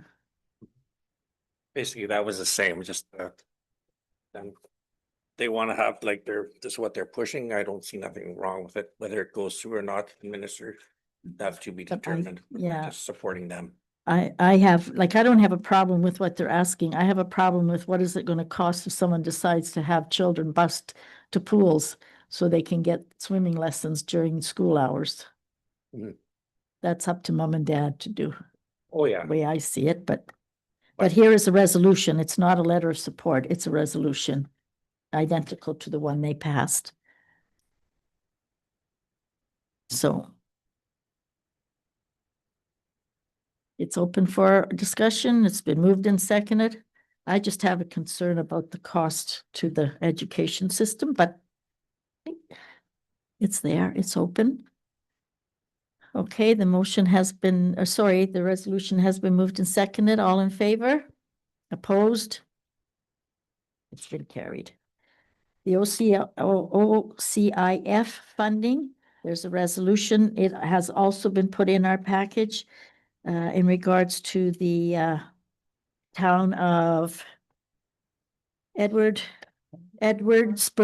Cardinal. So it has been moved and seconded. Any discussion? No, support that. Okay, all in favor? Opposed? Yes. We just have some information here that was ones that are in our package. One is removing HST, GST from new homes, rent protection for tenants, state of emergency on mental health, homelessness and addictions, public safety requirements to protect our communities, and Northern Ontario Highways Resolution, which we have here a resolution that has been presented to us, and it is a long one. Now, So Lucy, page 11, 12, and yeah, Yeah. I just quite understand what they're saying here. They're looking for twinning highways, a 4-lane, and yet then they go 2-in-1 program, like, so what are you asking them? Are you gotta ask one or the other, or am I misreading this? You see, I see what they're saying at 2-in-1, you go so long and then you see a passing lane, and then you go so long and you have a passing lane. But should we not be pushing, because everybody's working on that 4-lane now, so why would we not stick with that and just keep working on that, or am I misreading it? it's Councillor. I think the intent of this thing from NOMA, there's areas that are, I mean, they're a long ways away. Yes. I mean, the 4-lane in this area is one thing that perhaps is something we could see happening in the future. But for instance, across the Highway 11 corridor up north past Nipigon to Cochrane, like that's 4-laning is so far in the future. Like this would be an interim step. That would be certainly very beneficial to the traveling public, but it's certainly a lot more feasible than going for, like, they're trying to be reasonable in their ask. I think that's a good way to describe it. Okay. It's 2-in-1 Becker right now, right? 2 lanes and it goes to 1. Yeah, but I remember there was a presentation, this is quite a few years ago at I don't know if it was our municipal league or if it was at a NOMA meeting. And this has been done in Europe in a few places. I don't know how far they are. They're moving on doing this in an area in northeastern Ontario. But it gets, the data from what I remember is they get a lot of the benefits of true 4-laning with only a very small portion of the cost. And I understand that, because I remember traveling on some roads where it says within 3 kilometers or something, you'll have a passing lane. Yeah, certainly it's way better than having nothing. But I just, when I was reading through it, are we trying to defeat the purpose by trying to get a 4-lane by saying, well, we'll take this as second best? I don't know. It is definitely an improvement. I'm not saying that at all, Bernie. I agree with you there. I think what they're is this is step number 1, Okay. and then maybe in the future it'll become 4-lane. Okay. Yeah. Okay, so the resolution has been moved and seconded, and it's open for discussion. All in favor? Opposed? Carried. And then we had the NOMA media statement in regards to the federal budget. We have an update from SNEM's bargaining. We have amendments from Bill 17. Sewage work servicing on-farm housing for workers. Ontario Provincial Conservative Conservation Agency. NOMA with the lower cost of first-time home buyers. Again, one project, one process announcement. October Roma Board highlights, federal budget 2025, and the third quarter of the Thunder Bay Police Services Board, their report, and the shift. And finally, letter to Kevin Holland, MPP Thunder Bay, dated November the 4th from Irene Plummer regarding truck traffic through Kakabeka. And that was on our desk. All righty, new business. Councillor Kamphoff, I have nothing for this meeting. Councillor Calvert, I know that Conservation Authorities, it should come up, we're having a special meeting Monday. In regard to that, okay, and yeah, and actually I tuned into that workshop that was held last Thursday there, and it was a lot of interesting stuff was presented. I had a couple of questions to ask and got answers. I knew it was you. Yeah. Very interesting. And on to Thursday again. Yeah. Yeah. Councillor Viss, Just one thing, did you get a letter from Jolene Terecki regarding the Christmas? You did. Will that be addressed at the budget meeting? Is that when you'll bring? Yeah, that's correct. What we're going to be doing is putting that we talked about $2,000 to keep the event going, and that'll be in the draft budget for consideration. Okay, I appreciate it. I figured you were going to do that at the budget time because I suggested you better write that in because I hope she stated because it's all volunteers and it's come and go. And so if you get it in a line in on the recreation somewhere, then it's there and it's looked after. Good, thank you. That's all I got. Councillor Peacock, Thank you. Just a couple of questions. Actually, they go back to the minutes of the previous meeting. The question that I had asked was with regard to the disposal of sharps, and the fire chief was going to check to see what happened with those. I haven't got a final answer, but it is believed that it gets turned into SNEMS, and that's the practice. Okay. I don't have anything official, but And perhaps to the deputy clerk, was the manual going to be updated to include the OPHP buildings? We're certainly looking at that in the future. Okay, all right. And that's all. Thank you. okay, anything from administration, fire department, Sean? so just, I'm gonna have a report coming, so probably the December, looking for the Wildfire Protection Act, Forest Fire Prevention Act is changing. They were adding a couple regulations. I sat in on a session last week and I have to go through to put comments to post on the EBR, but I will be bringing that in December. There's two regulations. One is about amps, the monetary penalties. The other one is with respect to summoning equipment. So I have to review that because it potentially can cause some grief. So, but I'll have comments coming for approval to submit them on that. Okay, yes, Wayne? I have something to mention that we talked about earlier today at our management meeting. The budget package was intended to be done for the 14th of November, but we won't be able to make that time. The budget package will be ready on Wednesday, the 19th. So that'll give council members just one weekend rather than two to go through the document, but we are behind and we won't be able to get it to you until the 19th to be able to pick it up in the morning. That's our objective. And again, we have the two budget meetings, one on the 24th and 27th. So we'll have an opportunity to go over it well, and maybe in between the 24th and 27th, the council members have some time at home to think more about it, and we'll have more get more out of the 27th meeting. But anyways, you can come together on the 19th. We can come and get it on the 20th because we have an emergency meeting that morning. So we don't have to make 2 trips. Emergency meeting too. Very large agenda. Yep, we're lucky that we don't have these every time. Okay, we now have a resolve to close session. I have a resolution moved and seconded that we resolve into a closed session, the time being 8:04 PM. All in favor? Opposed? Carried. We now have a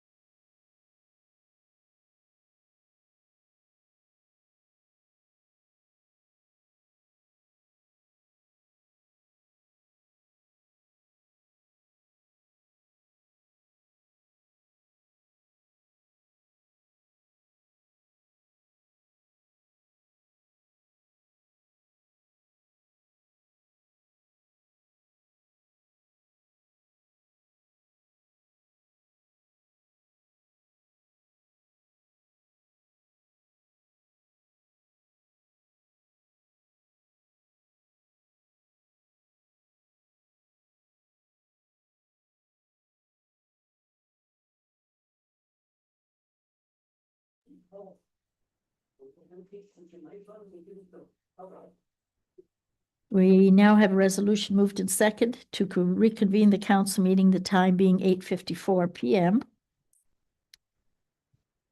All in favor? Opposed? Carried. I have a resolution moved and seconded to accept the minutes of the closed session meeting held on October the 29th. All in favor? Opposed? Carried.